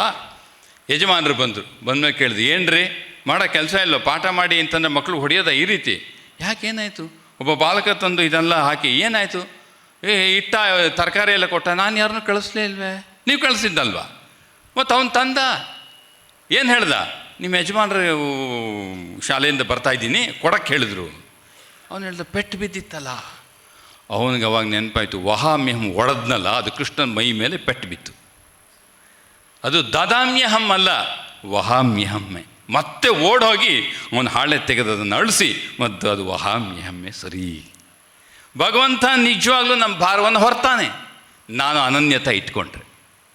ಅನನ್ಯತೆ ಇಲ್ಲ, ಅವನು ವಹಾಮ್ಯಹಂ ತಗೊಳ್ಳಲ್ಲ. ಅದಕ್ಕೆ ಅನನ್ಯಾಶ್ಚಿಂತೆಯಂತೋ ಯೇ ಜನಾ ಪರ್ಯುಪಾಸತೆ ತೇಷಾಂ ನಿತ್ಯಾಭಿಯುಕ್ತಾನಾಂ ಯೋಗಕ್ಷೇಮಂ ವಹಾಮ್ಯಹಂ. ಅವನು ಅದಕ್ಕೆ ಈ ಜಗನ್ನಾಥ ಮಿಶ್ರ ಫೇಮಸ್ ಸ್ಟೋರಿ. ಆಮೇಲೆ ನಿಮಗೆ ವಿವೇಕಾನಂದ ಜೀವನದಲ್ಲೇ ಹೋಗಿ ಶ್ರೀರಾಮಕೃಷ್ಣರ ಪ್ರಾರ್ಥನೆ ಮಾಡಿದ್ದು, ಅದನ್ನೆಲ್ಲ ನಾನು ಜಾಸ್ತಿ ಡೀಟೇಲ್ಸ್ ಹೋಗೋದಿಲ್ಲ. ನರೇಂದ್ರ ಹೋಗಿ ಕೇಳ್ತಾನೆ ನನಗೆ. ಅದಕ್ಕೆ ಶ್ರೀರಾಮಕೃಷ್ಣ ಏನು ಕೊನೆಗೆ ಅವ್ನು ಕಾಳಿ ಹತ್ರ ಜ್ಞಾನ ಭಕ್ತಿ ವಿವೇಕ ವೈರಾಗ್ಯನೆಲ್ಲ ಕೇಳ್ದ. ಕೊನೆಗೆ ಒಂದು ಹಿಟ್ಟು ಆಹಾರಕ್ಕೆ ಕೇಳೋಕ್ಕಾಗಲಿಲ್ಲ, ಬಡತನಕ್ಕೋಸ್ಕರ ಪ್ರಾರ್ಥನೆ ಮಾಡ್ಕೊಂಡು ಆಮೇಲೆ ಶ್ರೀರಾಮಕೃಷ್ಣ ಏನೋ ಮೂರ್ಖ, ಕಾಳಿ ಮಂದಿರಕ್ಕೆ ಹೋಗಿ ಮಂಗಳವಾರದತ್ತು ಬಾ ಅಂತ ಹೇಳಿ ಹೋಗಿ ಪ್ರಾರ್ಥನೆ ಮಾಡು ಅಂತ ಹೇಳಿದ್ರೆ, ನೀವೊಂದು ಆರ್ಡಿನರಿ ನನಗೆ ಊಟ ತಿಂಡಿ ಕೊಡು ಅಂತ ಕೇಳಕ್ಕೆ ಬರಲಿಲ್ವ ಕಾಳಿ ಹತ್ರ? ಎಷ್ಟೆಲ್ಲ ಯೂನಿವರ್ಸಿಟಿ ಡಿಗ್ರಿ ಮಾಡಿದಾನ ಅವನು, ಅಂದರೆ ಬುದ್ಧಿವಂತನಿಗೆ. ಅಮೇರಿಕಾದಲ್ಲಿ ಹೋಗಿ my sisters and brothers of America ಅಂತೆಲ್ಲ ಮಾತಾಡ್ದ. ಆದರೆ ಕಾಳಿ ಮುಂದೆ ಏನು ಕೇಳಬೇಕು ಅಂತ ಗೊತ್ತಾಗಲಿಲ್ಲ. ಅದಕ್ಕೆ ಶ್ರೀರಾಮಕೃಷ್ಣ ಹೇಳ್ದೆ, ಇಲ್ಲ ನಿಮ್ಮದೇ ಪ್ರಾಬ್ಲಮ್ ಇದೆ, ಆಟ ನೀವು ಆಡ್ತಾ ಇರೋದು ಅಂತ ಹೇಳಿದಾಗ ಏನು ಹೇಳಿದ್ರು ರಾಮಕೃಷ್ಣ, ಆಯ್ತಪ್ಪ ನಿನ್ನ ಹೊಟ್ಟೆ ಬಟ್ಟೆಗೆ ತೊಂದರೆ ಆಗದೆ ಇದ್ದಷ್ಟು ನಾನು ನೋಡ್ಕೊಳ್ತೀನಿ ಅಂತ ಆಶೀರ್ವಾದ ಮಾಡಿ. ಹೊಟ್ಟೆ ಬಟ್ಟೆಗೆ ನಮಗೆ ಅವಶ್ಯಕತೆಗೆ ತಕ್ಕಂತೆ ಕೊಡ್ತಾನೆ ವಿನಃ ನನಗೆ ಬೇಕಾದ್ದೆಲ್ಲ ಕೊಡಲ್ಲ. ವಹಾಮ್ಯಹಂ ಅಂದರೆ ನನಗೇನೇನು ಬೇಕೋ ಅಲ್ಲ, ನನಗೇನೇನು ಅವಶ್ಯಕತೆ ಇದೆಯೋ ಅದು ವಹಾಮ್ಯಹಂ. ಆಮೇಲೆ ಮುಂದೆ ವಿವೇಕಾನಂದರು ಓಡ್ಬೇಕಾದ್ರೆ ಟ್ರೈನಲ್ಲಿ ಹೋಗ್ತಾ ಇದ್ದಾಗ ಒಂದು ದಿವಸ ತುಂಬ ಹಸಿವಾಗಿತ್ತು, 2 ದಿವಸ ಏನೋ ಊಟ ಮಾಡಿರಲಿಲ್ಲ. ಆವಾಗ ಎದುರುಗಡೆ ಒಬ್ಬ ಬನ್ನಿಯ ಕೂತು ಚೆನ್ನಾಗಿ ಊಟ ಮಾಡ್ತಿರ್ತಾನೆ. ನೋಡಿ, ಸನ್ಯಾಸಿಗಳು ತೊಗೊಂಡ್ರೆ ಹೀಗೆ ಕೆಲಸ ಮಾಡಲ್ಲ, ನೀವೆಲ್ಲ ಸೋಂಬೇರಿಗಳು ಅಲ್ಲ. ಮುಂಚೆಯಿಂದ ಇದೊಂದು ಇದ್ದೇ ಇದೆ, ಸ್ವಾಮಿಗಳು ಕೆಲಸ ಮಾಡಲ್ಲ, ಸೋಂಬೇರಿಗಳು, ಏನು ಇಲ್ಲ, ಹೀಗೆ ನಾನು ಇಷ್ಟು ಚೆನ್ನಾಗಿ ಕೆಲಸ ಮಾಡ್ತೇನೆ, ಎಷ್ಟು ಕೋಟಿ ಅಂತ ಆಸ್ತಿ ಇಟ್ಕೊಂಡಿನಿ, ಈ ಥರ ತಿಂತಾಯಿದ್ದೀನಿ, ಆ ಥರ ತಿಂತಾಯಿದ್ದೀನಿ, ನೀನು ನೋಡು ಭಿಕ್ಷೆ ಬಿಡಬೇಕು, ಹಾಗೆ ಹೀಗೆ ಎಲ್ಲ ಎಳೆಕ್ಸ್ತಾ. ಕೊನೆಗೆ ಏನು ಮಾಡಿದ್ರು, ಒಂದು ರೈಲ್ವೆ ಸ್ಟೇಷನ್ ಬಂತು. ವಿವೇಕಾನಂದರು ಹೋಗಿ ಒಂದು ಮೂಲೆಯಲ್ಲಿ ಮರದ ಕೆಳಗೆ ತುಂಬ ಸುಸ್ತಾಗಿತ್ತು, ನೀರು ಇರಲಿಲ್ಲ ಕುಡಿಲಿಕ್ಕೆ, ನಿತ್ರಾಣದಿಂದ ಮಲಗಿದ್ರು. ಆವಾಗ ಯಾವನೋ ಒಬ್ಬ ಮಾರವಾಡಿ ವ್ಯಾಪಾರಿ ಬಂದು ನಮಸ್ಕಾರ ಮಾಡಿ ಹೇಳ್ತಾನೆ, ಮಹಾಶಯರೇ ನೀವು ಇಲ್ಲಿದ್ದೀರ, ಬೇಗ ಊಟ ಮಾಡಿ, ಬಿಸಿಯಾಗಿ ತಂದುಕೊಟ್ಟಿದ್ದೇನೆ. ನಾನು ಯಾರೋ, ನೀವು ಇವಾಗ ಕನ್ಫ್ಯೂಸ್ಡ್, ನಾನಲ್ಲ ಇನ್ಯಾರೋ ಇರಬೇಕು. ಇಲ್ಲ ನೀವೇ. ಹೇಗೆ? ನಾನು ಮಧ್ಯಾಹ್ನ ಊಟ ಮಾಡಿ ಸ್ವಲ್ಪ ಹೊತ್ತು ಮಲಗಿದ್ದೆ, ಶ್ರೀರಾಮಚಂದ್ರ ನನ್ನ ಕನಸಿನಲ್ಲಿ ಬಂದು ನನ್ನ ಭಕ್ತ ಒಬ್ಬ ಹಸ್ದುಕೊಂಡಿದ್ದಾನೆ, ಬೇಗ ಅಡುಗೆ ಮಾಡ್ಕೊಂಡು ಹೋಗಿ ತೊಗೊಂಡೋಗು ಅಂತ ಹೇಳಿದ ಮೇಲೆ ಅವನು ಬಿಸಿ ಬಿಸಿ ಅಡುಗೆ ಮಾಡ್ಕೊಂಡು ಪೂರಿ ಇದೆಲ್ಲ ಕೊಟ್ಟು ವಿವೇಕಾನಂದರಿಗೆ ಕೊಡ್ತಾನೆ. ನೋಡಿ, ಅಲ್ಲಿ ರಾಮಕೃಷ್ಣ ಬರಲಿಲ್ಲ. ಅವಾಗೇನು ಹೌಸ್ ಹೋಲ್ಡರ್ ಡಿಸೈಪಲ್ಸ್ ಬಗ್ಗೆ ಮಾತಾಡ್ತಿದ್ರಲ್ಲ, ಶ್ರೀರಾಮಕೃಷ್ಣ ಬರೆದಿದ್ದಲ್ಲ, ಶ್ರೀರಾಮಚಂದ್ರ ಬಂದಿದ್ದು. ಯಾಕೆ? ನರೇಂದ್ರನಿಗೆ ಮಂತ್ರ ದೀಕ್ಷೆ ಆಗಿದ್ದು ರಾಮ ಮಂತ್ರದ ಮೇಲೆ. ರಾಮಕೃಷ್ಣ ಕೊಟ್ಟಿದ್ದು ರಾಮ ಮಂತ್ರ ನರೇಂದ್ರನಿಗೆ. ಅದರಿಂದ ರಾಮಚಂದ್ರ ಬಂದ, ನನ್ನ ಭಕ್ತ ಹಿಂಗೆ ಅಂತ. ಇದೆಲ್ಲ ವಹಾಮ್ಯಂ ಉದಾಹರಣೆಗಳು. ಸರಿ, ಇದನ್ನೆಲ್ಲ ಯಾಕೆ ಫಾಸ್ಟ್ ಫಾರ್ವರ್ಡ್ ಮಾಡಿದೆ ಅಂತಂದರೆ, ನಮ್ಮ ಜೀವನದ ಉದಾಹರಣೆಗಳು ಗೊತ್ತಾಗಬೇಕಲ್ಲ. ಅಂದರೆ ನಮ್ಮ ಜೀವನ ನಂದಲ್ಲ, ನಮ್ಮ ಜೊತೆ ಇದ್ದಂಥ ಸನ್ಯಾಸಿಗಳ ಜೀವನ ಹೇಗೆ ನಡೆಯುತ್ತೆ. I am more interested in that. ಅದಕ್ಕೋಸ್ಕರನೇ ಇದು ವಹಾಮ್ಯಹಂ. ನಮ್ಮಲ್ಲೊಬ್ಬರು ಸ್ವಾಮಿಗಳಿದ್ರು. ನಾವೊಂದು 2 ಉದಾಹರಣೆ ಹೇಳೋತ್ತಿಗೆ ನನ್ನ ಸಮಯ ಮುಗಿಯುತ್ತೆ, ಅಲ್ಲಿಗೆ ಮುಗಿದೋಗ್ಬಿಡುತ್ತೆ ಅಂತ ಇಟ್ಕೊಳ್ಳಿ. ನನ್ನ ಜೊತೆ ನಾವು 2 ವರ್ಷ ಬೇಲೂರು ಮಠದಲ್ಲಿ ಟ್ರೈನಿಂಗ್ ಸೆಂಟ್ರಲ್ಲಿ ಇದ್ವಿ. ಆಮೇಲೆ ಅವರು ಬೇರೆ ಬೇರೆ ಕಡೆ ಆಶ್ರಮಕ್ಕೆ ಹೋದರು. ನಮ್ಮದು ಟ್ರಾನ್ಸ್ಫರ್ಸ್ ಅಂತ ಇರುತ್ತಲ್ಲ. ಈಗ ನಾನು ಬಳ್ಳಾರಿಯಲ್ಲಿ ಇದ್ದೇನೆ, 4 ತಿಂಗಳಾಯಿತು, 4 ತಿಂಗಳು ಬಳ್ಳಾರಿಗೆ ಹೋಗಿ. ಅವರು ಒಂದು ಸಲ ಡಿಸೈಡ್ ಮಾಡಿದ್ರು. ಒಂದು 2 ತಿಂಗಳ ಹಿಂದೆ, 3 ತಿಂಗಳ ಹಿಂದೆ ನನಗೆ ಸಿಕ್ಕಿದ್ರು ಅವರು. ನಾನು ಬೇರೆ ಕಡೆ ಎಲ್ಲೋ ಇದ್ದೆ, ಹಾಗಾಗಿ ಮಾತಾಡೋತ್ತಿಗೆ ಅವರು ತಮ್ಮ ಘಟನೆಯನ್ನು ಹೇಳಿದ್ರು. ಅವರೇನು ಡಿಸೈಡ್ ಮಾಡಿದ್ರು, ನನ್ನ ಕೈಯಲ್ಲಿ 1 ಕಾಸು ಇಟ್ಕೊಳ್ಳಲ್ಲ. ನಾನು ಪರ್ಯಟನೆ, ತೀರ್ಥಕ್ಷೇತ್ರಗಳ ಪರ್ಯಟನೆ ಮಾಡ್ಕೊಂಡು ಸಾಧನೆ ಮಾಡ್ಕೊಂಡಿರ್ತೀನಿ, ಮಠದಲ್ಲಿ ಇರಲ್ಲ. ಒಂದು 6 ತಿಂಗಳು, 1 ವರ್ಷ ನಾನು ಹೀಗೆ 1 ಕಾಸು ನಾನು ಇಟ್ಕೊಳ್ಳಲ್ಲ ಅಂತ ಡಿಸೈಡ್ ಮಾಡಿದ್ದು ನಾವು ಕಾಪಾಡಬೇಕಾದ್ದು ಅವ್ನು. ನೋಡಿ, ಪ್ರಾಬ್ಲಮ್ ನಮ್ಮದು, ಡಿಸಿಷನ್ ನಮ್ಮದು. ಆಮೇಲೆ ಅವ್ನ ಫೇವರ್ ಅವ್ನು ಮಾಡಬೇಕು. ನೋಡಿ ಎಂಥ ಪ್ರಾಬ್ಲಮ್. ಅವ್ನು ಹೇಳ್ದಂಗೆ ನಾವು ಕೇಳೋದಲ್ಲ, ನಾವು ಅಂದ್ಕೊಂಡಿದ್ದಕ್ಕೆ ಅವ್ನು ಹೆಲ್ಪ್ ಮಾಡಬೇಕು. ಸರಿ, ಇವ್ರು ಡಿಸೈಡ್ ಮಾಡಿದ್ರು. ಏನು ಮಾಡಿದ್ರು, ಡೆಲ್ಲಿಲಿದ್ರು ಅನ್ಸುತ್ತೆ ಅವರು. ಸುಮ್ಮನೆ ಒಂದು ಬ್ಯಾಗಲ್ಲಿ ಒಂದು ಟವಲು, ಒಂದು ಮಿನಿಮಮ್ ಕ್ಲಾತಿಂಗ್ ಏನು ಬೇಕೋ ಒಂದು ಸಣ್ಣ ಬ್ಯಾಗ್ ಹಾಕ್ಕೊಂಡು, ಜೋಳಿಗೆ ಹಾಕ್ಕೊಂಡು ನಡ್ಕೊಂಡು ಹೋದ್ರು. ಸೀದಾ ರೈಲ್ವೆ ಸ್ಟೇಷನ್ಗೆ ಬಂದರು. ರೈಲ್ವೆ ಸ್ಟೇಷನ್ ಒಳಗಡೆ ಪ್ಲ್ಯಾಟ್ಫಾರ್ಮ್ ಎಂಟ್ರಾದ್ರು. ಎದುರುಗಡೆ ಒಂದು ಟ್ರೈನ್ ನಿಂತಿತ್ತು. ಅವ್ರು ಎಲ್ಲಿ ಹೋಗೋದು ಅಂತ ನಿರ್ತಾರೆ, ಎಲ್ಲಿ ಯಾವ ಹೋಗುತ್ತೋ ಹಂಗೆ ಅನ್ಸುತ್ತೋ ಹೋಗೋದು. ಅದರಿಂದ ಏನು ಮಾಡಿದ್ರು, ಟ್ರೈನ್ ಎದುರುಗಡೆ ಒಂದು ಟ್ರೈನ್ ನಿಂತು ಸೀದಾ ಹೋದರು. ಇವರು ಯಾವ ಪ್ಲ್ಯಾಟ್ಫಾರ್ಮಲ್ಲಿ ಎಂಟ್ರಾದ್ರೋ ಅಲ್ಲಿ ಲಗೇಜ್ ಇಡೋ ಅಂಥ ಕೋಚ್ ಎದುರುಗಡೆ ನಿಂತಿತ್ತು. ಇವ್ರಿಗೂ ಒಳ್ಳೇದಾಯಿತು. ಯಾಕಂದರೆ ಪ್ಲ್ಯಾಟ್ಫಾರ್ಮಲ್ಲಿ ಯಾವುದೋ ಕೋಚ್ ಹೋದರೆ ರಿಸರ್ವ್ಡ್ ಕೋಚ್ಗಳಿರುತ್ತೆ, ಲಾಂಗ್ ಜರ್ನಿ, ಅದಾಗಲ್ಲ. ಏನು ಈ ಲಗೇಜೆಲ್ಲ ಹಾಕ್ತಾರಲ್ಲ, ಗಾಡಿ ಗೀಡಿ ಮೂಟೆ ಆ ಪೋಸ್ಟದು ಎಲ್ಲ ಇರ್ತಲ್ಲ, ಆ ವ್ಯಾಗನ್ನು ಎದುರುಗಡೆ ನಿಂತಿತ್ತು. ಅದಕ್ಕೆ ಬಾಗಿಲಿತ್ತು. ಸೀದಾ ಒಳಗಡೆ ಹೋದರು. ಅವರೊಂದು ಬ್ಯಾಗಿಂದ ಆಸನ ತೆಗೆದ್ರು. ಆಸನ ಹಾಕ್ಕೊಂಡ್ರು, ಕೆಳಗೆ ಕೂತ್ಕೊಂಡ್ರು. ಮುಗಿದು ಹೋಯ್ತು. ಇನ್ನೊಂದು 20 ನಿಮಿಷ ಆಯಿತು. 20 ನಿಮಿಷ ಆದಮೇಲೆ ಏನು ಮಾಡಿದ್ರು ಅಂದರೆ, ಇವನು ಬಂದ, ಟಿ ಅಂತೀವಲ್ಲ, ಅವ್ನು ಬಂದ, ಟಿಕೆಟ್ ಕಲೆಕ್ಟ್ರು. ಒಂದು ನೋಡ್ದ, ಯಾರೋ ಸ್ವಾಮಿಗಳು ಕೂತ್ಕೊಳ್ಳಿ ಬಿಡು ಅಂದ್ಬಿಟ್ಟು ಹೊಟ್ಟೋಗ್ಬಿಟ್ಟ. ಅವನೇನು ಮಾಡ್ದ, ಬಾಗಿಲು ಕ್ಲೋಸ್ ಮಾಡಿದಂತೆ. ಈ ಕ್ಲೋಸ್ ದ ಡೋರ್, ಹೊಟ್ಟೋಗ್ಬಿಟ್ಟ. ಇವ್ರು ಒಳ್ಳೇದೇ ಆಯ್ತಲ್ಲ, ಅಫಿಷಿಯಲ್ ಪರ್ಮಿಷನ್ ಬಂತು ಈಗ. ಸರಿ, ಇವ್ರು ಕೂತಿದ್ರು. ಒಂದು 2-3 ಗಂಟೆ ಆಯಿತು. ಇವ್ರ ಪಾಡಿಗೆ ಜಪ ಮಾಡಿಕೊಂಡು ಏನೋ ಭಜನೆ ಮಾಡಿಕೊಂಡು ಒಬ್ಬರೇ ಇದ್ದಾರೆ ಇಡೀ ವ್ಯಾಗನ್ನಲ್ಲಿ. ಬೇರೆ ಎಲ್ಲ ಲಗೇಜ್ಗಳಿದೆ. ಅವ್ರ ಪಾಡಿಗೆ ಅವರು ಖುಷಿಯಾಗಿ ಸ್ಮರಣೆ ಮಾಡಿಕೊಂಡು ಓದ್ಕೊಂಡು ಏನೋ ಪಾರಾಯಣ ಮಾಡಿಕೊಂಡು ಗೀತಾ ಪಾರಾಯಣ ಮಾಡ್ಕೊಂಡಿದ್ದಾರೆ. ಒಂದು 2-3 ಗಂಟೆ ಆದಮೇಲೆ ಇವ್ರು ಬೆಳಗ್ಗೆ ಹತ್ತಿದ್ದಾರೆ. ಒಂದು 7 ಗಂಟೆಗೋ 8 ಗಂಟೆಗೋ ಟ್ರೈನ್ ಯಾವುದೋ. 10 ಗಂಟೆ ಸುಮಾರು ಅಷ್ಟೊತ್ತಿಗೆ ಮತ್ತೆ ಯಾವುದೋ ಒಂದು ಸ್ಟೇಷನ್ ಡೋರ್ ಓಪನ್ ಆಯಿತು. ಓಪನ್ ಆದಮೇಲೆ ಯಾವನೋ ಒಬ್ಬ ಅಪರಿಚಿತ ವ್ಯಕ್ತಿ ಒಳಗಡೆ ಬಂದ. ಅವನ ಜೊತೆ ಇನ್ನೊಬ್ಬರು ಯಾರೋ ಬಂದರು. ಇಬ್ಬರು ಸೇರಿಕೊಂಡು ಅವರು ಅಲ್ಲೇ ಆ ವ್ಯಾಗನಲ್ಲೇ ಕೂತ್ಕೊಂಡ್ರು. ಅವ್ರಿಗೆ ಗೊತ್ತಿತ್ತು ಅನಿಸುತ್ತೆ, ಅಥವಾ ಅವ್ರ ಕಾಲ ಕೂತಿದ್ರು. 1 ಅವರ್ ಆಯಿತು. ಅವರು ನೋಡೋದು, ಬಾಬಾಜಿ ಎಲ್ಲೆಲ್ಲ ಉತ್ತರ ಭಾರತದಲ್ಲಿ ಬಾಬಾಜಿ ಮಹಾತ್ಮಾಜಿ ಅಂತಾರೆ. ಬಾಬಾಜಿ ಕೂತಿದ್ದಾರೆ, ಏನು ಮಾಡ್ತಾಯಿದ್ದಾರೆ ನೋಡೋದು, ಸುಮ್ಮನೆ ಇದ್ದರು. ಆಮೇಲೆ ಸ್ವಲ್ಪ ಹೊತ್ತು ಆದಮೇಲೆ ಅವ್ರು ಕೇಳಿದ್ರು, ಬಾಬಾಜಿ ಕುಚ್ ಖಾಯೇ ಹೇ ಕ್ಯಾ, ಏನಾದ್ರು ತಿಂದಿದ್ದೀರಾ? ನೈ ಸುಬಹ ಸೆ ಕುಚ್ ಖಾಯೆ ನೈ, ಬೆಳಗ್ಗೆಯಿಂದ ಏನು ಕಾದಿಲ್ಲ. ಸರಿ, ಅವನೇನು ಮಾಡ್ದೆ, ಈಗ ಟ್ರೈನ್ ಹೋಗ್ತಾ ಇದೆಯಲ್ಲ, ಏನು ಮಾಡೋದು? ಈಗಿನ ಫೆಸಿಲಿಟಿ ಏನು ಹೇಳಿ, ನೀವು ಕ್ಯಾಟ್ರರ್ ನಂಬರ್ ಇದ್ದರೆ ಫೋನ್ ಮಾಡಿ ಈ ಸ್ಟೇಷನ್ ಕ್ಯಾಟ್ರಿಂಗ್ ಸಿಗುತ್ತಾ ಅಂತೆಲ್ಲ ಕೇಳ್ಬೋದಲ್ಲ. ಮುಂಚೆ ಪ್ಯಾಂಟ್ರಿ ಮೇಲೆ ಡಿಪೆಂಡ್ ಆಗಿದ್ವಿ, ಎಲ್ಲ ಟ್ರೈನಲ್ಲೂ ಪ್ಯಾಂಟ್ರಿ ಇರ್ತಿರ್ಲಿಲ್ಲ ಅಲ್ಲ. ಬಸ್ ಸ್ಟೇಷನ್ ಮಧ್ಯೆ ಓಡೋದು, ಒಂದು ಹಣ್ಣು ಎತ್ಕೊಂಬರೋದು, ಅಷ್ಟು ಟ್ರೈನ್ ಓಡೋಗೋದು ಎಲ್ಲ ಆಗಿತ್ತಲ್ಲ ಆಗ. ಈಗ ತುಂಬ ವ್ಯವಸ್ಥೆ ಆಗಿಬಿಟ್ಟಿದೆ. ಈಗ ಆ ವ್ಯವಸ್ಥೆನ ಮತ್ತೆ ನಿಂದಿಸ್ತಾ ಇದ್ದೀವಿ ನಾವು. ಮುಂಚಿನ ವ್ಯವಸ್ಥೆಗೆ ನೋಡಿದ್ರೆ ಎಷ್ಟು ವ್ಯವಸ್ಥೆ ಇದೆ ಏನೇವು. ಸರಿ, ಅವನೇನು ಮಾಡಿದ, ಅವನ್ನೆಲ್ಲ ಕ್ಯಾಟ್ರಿಂಗ್ ಫೋನ್ ಮಾಡ್ತಾ ಇದ್ದ. ಇವ್ರು ಹೋಗೋ ರೂಟ್ನಲ್ಲಿ ಎಲ್ಲೂ ಇವ್ರಿಗೆ ಹೇಳೋ ಸಮಯದಲ್ಲಿ ಊಟ ಸಿಗ್ತಾ ಇಲ್ಲ. ಅವನ್ಕೊಂಡ ಸ್ವಾಮಿಗಳಿಗೊಂಚೂರು ಊಟ ಕೊಡ್ಸೋಣ ಅಂತ ಅಂದ್ಕೊಂಡ ಅವನಿಗೆ ತಕ್ಕಂತೆ ಫೋನ್ನಲ್ಲಿ ಯಾರು ಕಾಂಟ್ಯಾಕ್ಟ್ ಸಿಕ್ಕಲಿ, ವ್ಯವಸ್ಥೆ ಆಗಲಿಲ್ಲ. ಸರಿ, ಅವನು ಹೇಳ್ದು, ಬಾಬಾಜಿ ಖಿಲಾನಾ ಚಾಹತೆ ಹೈ ಲೇಕಿನ್ ಕುಚ್ ಮಿಲಂಗೆ ನಹೀ, ತೋ ಥೋಡಾ ಪೈಸೆ ಲೀಜಿಯೇ, ಬಾದ್ ಮೇ ಆಪ್ ಖಾ ಸಕ್ತೆ ಹೈ. ಇವರೇನು ಹೇಳಿದ್ರು, ನಾನು ಹಣ ಮುಟ್ಟಲ್ಲ ಅಂತ ಹೇಳಿದ್ದೀನಿ. ನಾನು ನಿರ್ಧಾರ ಮಾಡಿದ್ದೀನಿ, ನಾನು ಹಣ ಮುಟ್ಟೋದಿಲ್ಲ, ಅದರಿಂದ ನಾನು ತೊಗೊಳ್ಳೋದಿಲ್ಲ. ನೀನು ಪೈಸೆ ಎಲ್ಲ ಕೊಡಬೇಕಾ? ಊಟ ಇದ್ದರೆ ಏನಾದ್ರು ಇಟ್ಟರೆ ಕೊಡು, ಇಲ್ಲ ನನಗೆ ಬೇಡ. ಸರಿ, ಇವನೇನು ಮಾಡೋದು, ಅವನು ಮಾಡ್ದ, ನೀವು ದುಡ್ಡು ಮುಟ್ಟಲ್ಲ ಅಂತಾನೆ ಹೇಳಿದ್ದು. ಅವನೇನು ಮಾಡ್ದ, ಇವರು ಬ್ಯಾಗ್ ತೊಗೊಂಡು ಫ್ರೆಂಡ್ ಜಿಪ್ ಇತ್ತಲ್ಲ, ಜಿಪ್ಪಲ್ಲಿ ತೆಗೆದ್ಬಿಟ್ಟು ಒಂದು 200 ರೂಪಾಯಿ ಇಟ್ಟ. ನೀವು ಮುಟ್ಟಬೇಡಿ, ಇಲ್ಲಿ ಇಟ್ಟಿರ್ತೀನಿ, ಯಾರಾದರೂ ಊಟದವ್ರು ಬಂದಾಗ ಅವ್ನಿಗೆ ಹೇಳಿ ಬ್ಯಾಗಲ್ಲಿ ದುಡ್ಡಿದೆ ತಗೋ ಅಂತ ಹೇಳ್ಬಿಟ್ಟು ನೀವು ಅವ್ನ ಕ್ಯಾಟ್ರಿಂಗ್ ಅವನಿಗೆ ದುಡ್ಡು ಕೊಡಿ, ನೀವು ಮುಟ್ಟಬೇಡಿ ಅಂತ ಅವನು ಹೇಳ್ದ. ಅವ್ರು ಹೇಳ್ದೆ, ಮುಟ್ಟಲ್ಲ ಅಂದರೆ ನನ್ನ ಬ್ಯಾಗು ಮುಟ್ಟಬಾರ್ದಲ್ಲಣ್ಣ, ಈ ಬ್ಯಾಗು ನಾನೇ ಇಟ್ಕೊಂಡು ಮುಟ್ಟಲ್ಲ ಅಂದರೆ ಬೇಡ ಅಂಥೇಳಿ ಅವ್ನಿಗೆ ವಾಪಸ್ ಕೊಟ್ಬಿಟ್ಟೆ. ತಗೋ ನೀನು ದುಡ್ಡನ್ನು ತಗೊಂಡ. ಅವನಿಗೆ ತುಂಬ ಬೇಜಾರಾಯಿತು. ನಾವು ಊಟ ಕೊಡದೆ ಸ್ವಾಮಿಗಳಿಗೆ ಹೋಗ್ಬಿಟ್ರೆ, ಅವನು ಹೇಳಿದೆ, ಇನ್ನು 2 ಸ್ಟೇಷನ್ ಆದಮೇಲೆ ನನ್ನ ಸ್ಟೇಷನ್ ಬರುತ್ತೆ, ನಾನು ಇಳಿತಾ ಇದ್ದೀನಿ, ನಿಮಗೆ ನಾನು ಕೇಳ್ಬಿಟ್ಟು ಕೊಡೋಕ್ಕಾಗದೆ ದುಃಖ ಆಗ್ತಾಯಿದೆ, ಏನು ಮಾಡಲಿ ಅಂತ. ಇವ್ರು ಹೇಳಿದ್ರು,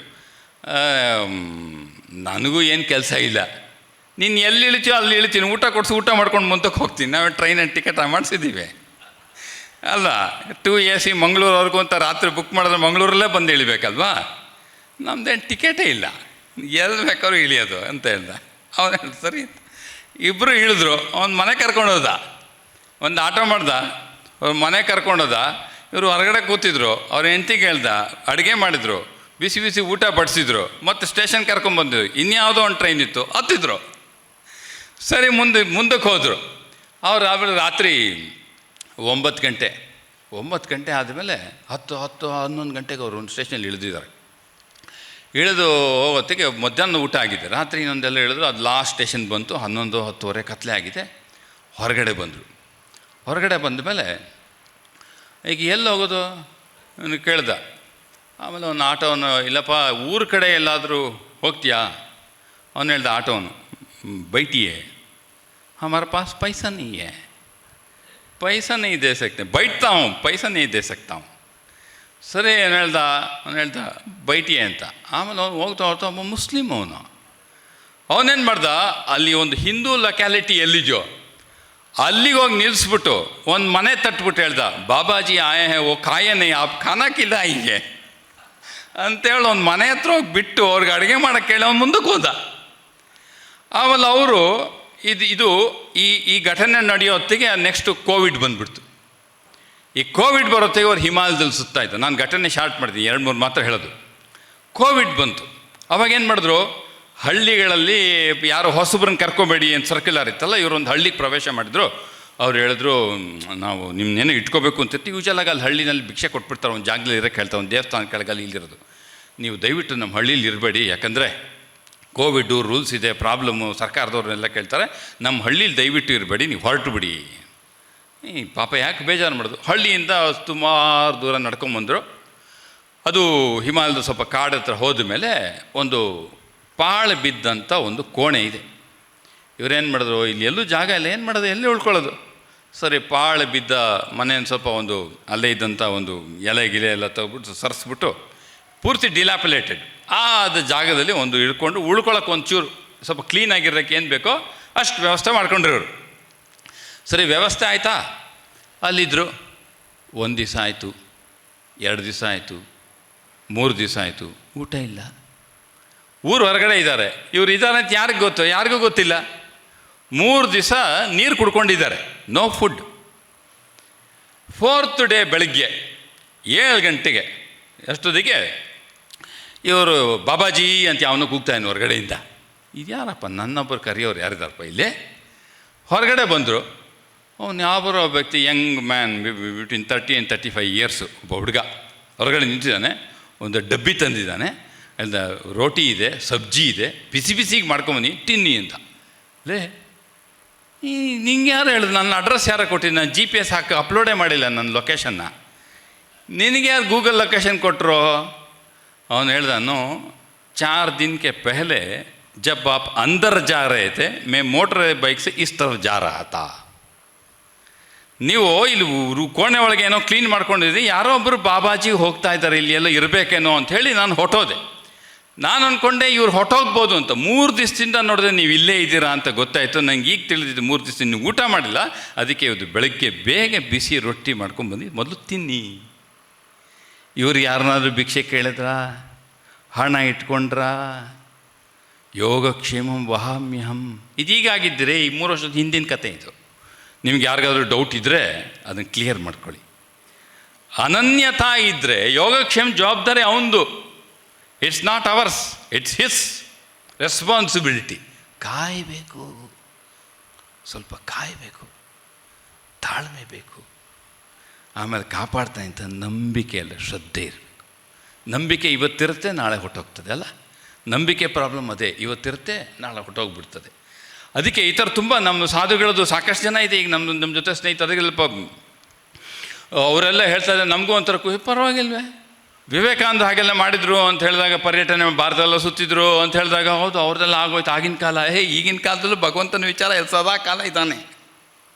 ಪ್ರೀ ಇಂಡಿಪೆಂಡೆಂಟ್ ಎರಾಲಿದ್ದ, ಮೊಘಲ್ ಟೈಮ್ನಲ್ಲೂ ಇದ್ದ, ಕಾಸಿಂ ಬಂದಾಗಲೂ ಇದ್ದ, ಖಿಲ್ಜಿ ಬಂದಾಗಲೂ ಇದ್ದ, ಮೋದಿ ಬಂದಾಗಲೂ ಇದ್ದಾನೆ. ನಾವೆಲ್ಲ ಹೋದ್ಮೇಲೆ ಅವನು ಇರ್ತಾನೆ. ಅವನು ಇಲ್ಲ ಅಂತಿಲ್ಲ, ನಮ್ಮ ಮನಸ್ಸಿನಲ್ಲಿ ಅವನು ಇಟ್ಕೊಂಡಿಲ್ಲ ಅಷ್ಟೇ.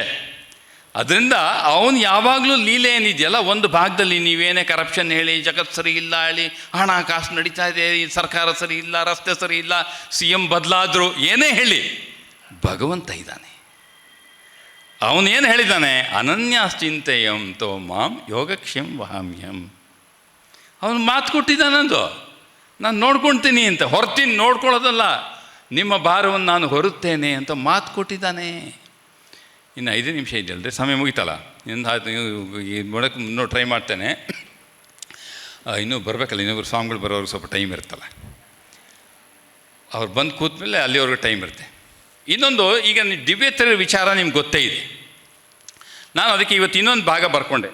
ಇನ್ನೊಂದು ಭಾಗ ಏನು ಹೇಳಬೇಕು ಅಂತ ಅಂದ್ಕೊಂಡೆ ಅಂತಂದರೆ, ಇಂಗ್ಲೀಷಲ್ಲಿ ಒಂದು ಒಳ್ಳೆಯ ಪುಸ್ತಕ ಇದೆ, ರಮಣ ಮಹರ್ಷಿಗಳಿಗೆ ಸಂಬಂಧಪಟ್ಟಂತೆ. ಅಲ್ಲಿ ಅಣ್ಣಾಮಲೈ ಅಂತ ಬರ್ತಾನೆ. ಅಣ್ಣಾಮಲೈ ಭಾಳ ವಂಡರ್ಫುಲ್ ಲೈಫ್. ಯಾಕಂದ್ರೆ ದಿವ್ಯತರ ಪರಿಚಯ ಎಲ್ಲ ಇರುತ್ತೆ, ನೀವು ಓದ್ತೀರಿ ಅಥವಾ ಓದ್ಕೋಬೋದು, ಅವಕಾಶ ಇದೆ, ಆಶ್ರಮಕ್ಕೆ ಬರ್ತಿರ್ತೀರಿ, ಬೇರೆ ಬೇರೆ ಉಪನ್ಯಾಸಗಳು ಕೇಳ್ತಿರ್ತೀರಿ. ಅದಕ್ಕೆ ನಾನೇನು ಮಾಡಿದೆ, ದಿವ್ಯತೆಯರ ವಿಚಾರ ಬಿಟ್ಟು ಬೇರೆ ಭಾಗದಲ್ಲೂ ನಮಗೆ ಹೆಂಗೆ ಇದು ಯೋಗಕ್ಷೇಮ ವಹಾಮ್ಯಂ ಇರುತ್ತೆ ಅಂತ ನಿಮ್ಗೆ ಪರಿಚಯ ಮಾಡಬೇಕು ಅನ್ನೋ ದೃಷ್ಟಿಯಿಂದಲೇ ನಾನು ಇದನ್ನು ಒಂದು ತಾಟ್ ಇಟ್ಕೊಂಡೆ. ಒಂದು ನಮ್ಮ ಸ್ವಾಮಿಗಳಿಗೆ ಆದಂಥದ್ದು, ಇನ್ನೊಂದು ಈ ಪರಂಪರೆಯಲ್ಲಿ ಅಲ್ಲಿ ಅಣ್ಣಾಮಲೈದು ಒಂದು ಪುಸ್ತಕ ಇದೆ, Living by the Words of God. David Godman ಅಂತ ಅವನೇನು ಮಾಡಿದವನು, Living by the Words of God. ಅವನು ತಮಿಳಿನಲ್ಲಿ ಹೇಳಿದ್ದವರು ಅಣ್ಣಾಮಲೈ. ಆಮೇಲೆ ಅದನ್ನು ಡೇವಿಡ್ ಗಾಡ್ಮ್ಯಾನ್ ಅಂತ ರೆಕಾರ್ಡ್ ಮಾಡಿಕೊಂಡು ಒಬ್ಬ ಟ್ರಾನ್ಸ್ಲೇಟರ್ ಇಟ್ಕೊಂಡು ಆಂಗ್ಲ ಭಾಷೆಗೆ ತರ್ಜಿಮೆ ಮಾಡಿದ್ದಾನೆ. Living by the Words of God by David Godman. ಅವರು ಏನಣ್ಣ ಪರ್ಮಿಷನ್ ಕೊಟ್ಟಿದ್ದೆ ಸ್ವಲ್ಪ ಮುಂದುವರಿಸಿ ಅಂತ. ನಿಲ್ಲಿಸಿ ಅಂತ ಹೇಳಿದೆ ಸದ್ಯ. ನಿಲ್ಲಿಸಿ ಅಂತ ಹೇಳಿದ್ರೆ ಅವಾಗ ನಾನು ಯೋಗಕ್ಷೇಮ ವಹಾಮ್ಯಂ ಅಲ್ವಾ, ಅವನ ಜವಾಬ್ದಾರಿ ಅಲ್ವಾ, ನಾವು ಅವನ ಬಗ್ಗೆನೇ ಮಾತಾಡ್ತಿರೋದಲ್ವಾ, ನನ್ನ ಬಗ್ಗೆ ಏನು ಹೇಳ್ತಾ ಇಲ್ಲ. ಮುಂದುವರ್ಸು ಅಂತ ಅವನೇ ಬಂದು ಹೇಳಬೇಕಾಗಿತ್ತು. ಹೇಳೋದ ನೋಡಿ ಇಲ್ಲಿ ಬಂದು.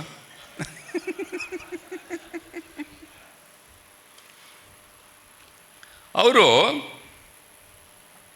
Living by the Words of Bhagavan ಆ ಪುಸ್ತಕ ನನ್ನ 2 ಸಲ ಓದಿದೆ. ಒಂದು ಸಲ ಕೂದು ತುಂಬ ಖುಷಿ ಆಯಿತು, ಮಾದಿಗಳ್ಳಿಲ್ದಾಗ ಓದಿದ್ದು ನಾನು. ಆಮೇಲೆ ಮತ್ತೆ ನಾನು ಸ್ವಲ್ಪ ಒಂದು 4 ತಿಂಗಳೆಲ್ಲ ಹೊರಗಡೆ ಇದ್ದೆ, ಅಲ್ಲಿ ಮತ್ತೆ ಆ ಪುಸ್ತಕ ಓದಿದೆ ನಾನು. ಅಲ್ಲಿ ಎಷ್ಟು ಚೆನ್ನಾಗಿದೆ ಅಂತಂದರೆ, ನಾನು ಲಾಸ್ಟ್ ಪಾರ್ಟ್, ಅವನ ಜೀವನದ ಕೊನೆ ಭಾಗ ಮಾತ್ರ ಹೇಳ್ತೀನಿ. ಹಿಂದಿನ ಭಾಗಗಳು ಭಾಳ ರೋಮಾಂಚನವಾಗಿದೆ, ಈ ಸಂದರ್ಭ ಅಲ್ಲ ಅದು. ಈ ವಹಾಮ್ಯಹಮ್ಗೆ ಹೇಳಿದ ಸಂಬಂಧಪಟ್ಟಂತ ಮಾತ್ರ ಲಾಸ್ಟ್ ಪಾರ್ಟ್ ಹೇಳ್ತಾನೆ. ಆತ ಏನು ಮಾಡ್ದ, ಸುಮಾರು ಅಣ್ಣಾಮಲೈ ಆಶ್ರಮಕ್ಕೆ ಪ್ರವೇಶ ಮಾಡಿದ್ದು ಠಾಕೂರ್ ಹೆಂಗೆ ಕರ್ಕೊಂಬರ್ತಾರೋ ಅದೇ ಥರ ಅವನ ಜೀವನದಲ್ಲೂ ಬಂದು ಅನುಭವಗಳಾಗಿಯೇ ಬರ್ತಾನೆ. ಯಾವಾಗ ತಿರುವಣ್ಣಾಮಲೈ ಪ್ರವೇಶ ಮಾಡ್ತಾನೆ ಆಶ್ರಮದ ಒಳಗಡೆ, ಬಂದಾಗಲೇ ರಮಣ ಮಹರ್ಷಿಗಳು ಹೇಳ್ತಾರಲ್ಲ, ಒಂದು ಬಿಲ್ಡಿಂಗ್ ಇರಲ್ಲ ಅವ್ನು ಬಂದಾಗ. ಏನೇನು ಬಿಲ್ಡಿಂಗ್ ಈ ಕನ್ಸ್ಟ್ರಕ್ಷನ್ ಆಗಿದೆ ಎಕ್ಸೆಪ್ಟ್ ದಟ್ ಸಮಾಧಿ ಬಿಲ್ಡಿಂಗ್, ಎಲ್ಲ ಬಿಲ್ಡಿಂಗ್ ಅಣ್ಣಾಮಲೈ ಕನ್ಸ್ಟ್ರಕ್ಷನ್ ಮಾಡಿದ್ದು. ಅವನು ಓದಿಲ್ಲ, 4ನೇ ಕ್ಲಾಸು 5ನೇ ಕ್ಲಾಸ್ ಅಷ್ಟೇ ಓದಿತ್ತು. ಅವ್ನು ಬಿಲ್ಡಿಂಗ್ ಕಟ್ಟು ಅಂತಾರೆ. ಹೇಳ್ತಾನೆ ನನಗೆ ಯಾಕೆ ಹೇಳ್ತಿದ್ದೀರಿ ಅಂತ ಹೇಳ್ತಾನೆ, ಹಿಂದಿನ ಜನ್ಮದಲ್ಲಿ ಇಂಜಿನಿಯರ್ ಆಗಿದ್ದೆ, ಅದರಿಂದ ನಿಂದೇ ಜವಾಬ್ದಾರಿ. ಇದು ಪ್ಲ್ಯಾನೆಲ್ಲ ಯಾರು ಮಾಡ್ತಾರೆ ಅಂತ ಅವ್ರು ರಮಣರು ಹೇಳ್ತಾರೆ. ಪ್ಲ್ಯಾನೆಲ್ಲ ಭಗವಂತ ಮಾಡಿಟ್ಟಿದ್ದಾನೆ, ನೀನು ಎಕ್ಸಿಕ್ಯೂಟ್ ಮಾಡು ಅಂತ. Everything is planned already, you don't know but I will tell you.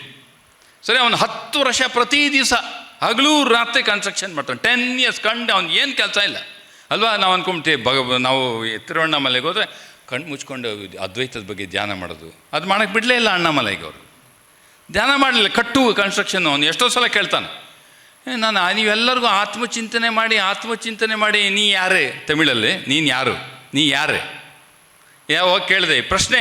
ಇದು ಭಗವಂತ ಇದ್ದಾನೆ, ಈ ಪ್ರಶ್ನೆ ಯಾರು ಕೇಳ್ತಾ ಇರೋದು, ನೀ ಯಾರೇ. ಅಲ್ಲ, ನಂಗೆ ಹೀಗೆಲ್ಲ ಜಪ ಮಾಡಬೇಕು, ಧ್ಯಾನ ಮಾಡಬೇಕು, ಹೇಳ್ತಿರೋದು ಯಾರು, ನೀ ಯಾರೇ, ಇದನ್ನು ಹುಡುಕು ಅಂತ. ನೀನು ಅನ್ನೋದು ಯಾರು, ಸೋರ್ಸ್ ಹುಡುಕು ಅಂತ ಅವ್ರದ್ದು. ಅಣ್ಣಾಮಲೈ ಹಿಂಗೆ ಹೇಳಿದ್ರು, ನೀ ಯಾರು ಕೂದ ಇವು ಕನ್ಸ್ಟ್ರಕ್ಟ್ ಪಣ್ಣೆ ಇಪ್ಪ, ನೀನು ಯಾರಲ್ಲ, ಈಗ ನೀನು ಕೈಯೆಲ್ಲ ಕಟ್ಟು. ಒಳ್ಳೆ ಕಥೆ ಆಯ್ತಲ್ಲ. ಅದಕ್ಕೆ ಅವನು ಹೋಗಿ ಹೇಳ್ದ, ಎಲ್ಲರಿಗೂ ಕೂತ್ಕೊಂಡು ಧ್ಯಾನ ಮಾಡಿ ಅಂತ ಹೇಳ್ತೀರಾ. ಬೆಳಗ್ಗೆ 6 ಗಂಟೆಗೆ ಒಂದು ಸೆಷನ್ ಇರುತ್ತೆ, ಸಂಜೆ 6 ಗಂಟೆಗೆ ಒಂದು ಸೆಷನ್ ಇರುತ್ತೆ, 11:30 ಊಟ, ಬೆಳಗ್ಗೆ ಇಡ್ಲಿ ಕಾಮನ್ ತಿಂಡಿ, ಈಗಲೂ ಇಡ್ಲಿ ಕಾಮನ್ ತಿಂಡಿಯಲ್ಲಿ. ಸರಿ, ನನಗೆ ಮಾತ್ರ ನೀವು ಧ್ಯಾನ ಮಾಡಬೇಡ, ಆತ್ಮದ ಬಗ್ಗೆ ಚಿಂತನೆ ಮಾಡಬೇಡ ಅಂತ ನಾನು ಹೇಳ್ದೆ. ಹಂಗೆ ಹೇಳಲೇ ಇಲ್ವಲ್ಲ. ಮತ್ತು ಕನ್ಸ್ಟ್ರಕ್ಷನ್ ಮಾಡು ಅಂತ, ಕನ್ಸ್ಟ್ರಕ್ಷನ್ ಮಾಡ್ಬೇಕಾದ್ರೆ ನೀನು ಆತ್ಮ ಅಂತ ತಿಳ್ಕೊಬೇಡ ಅಂತ ನಾನು ಹೇಳಿದ್ದ. Swamiji also tell same thing in karma yoga.